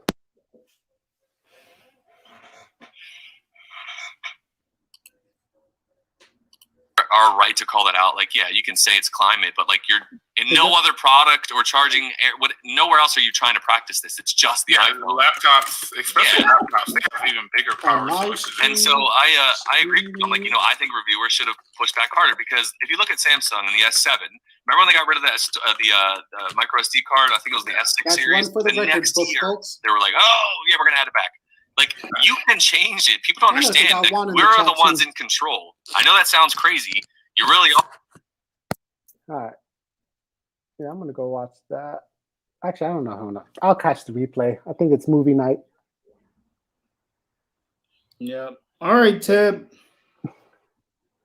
All right. Well, thanks for stopping by and doing the All right. thing with the thing. My girlfriend is grateful. Let me know when you get that. Funny enough, though, my girlfriend will actually be at her place, so we won't know until next week. Ah, okay. Next week. Hopefully you like it. It's nice, man. It's nice. Yeah, I just have to buy the trim plate now, and that's it. We will be in control of our heating and cooling. Yep. There will be no surprises.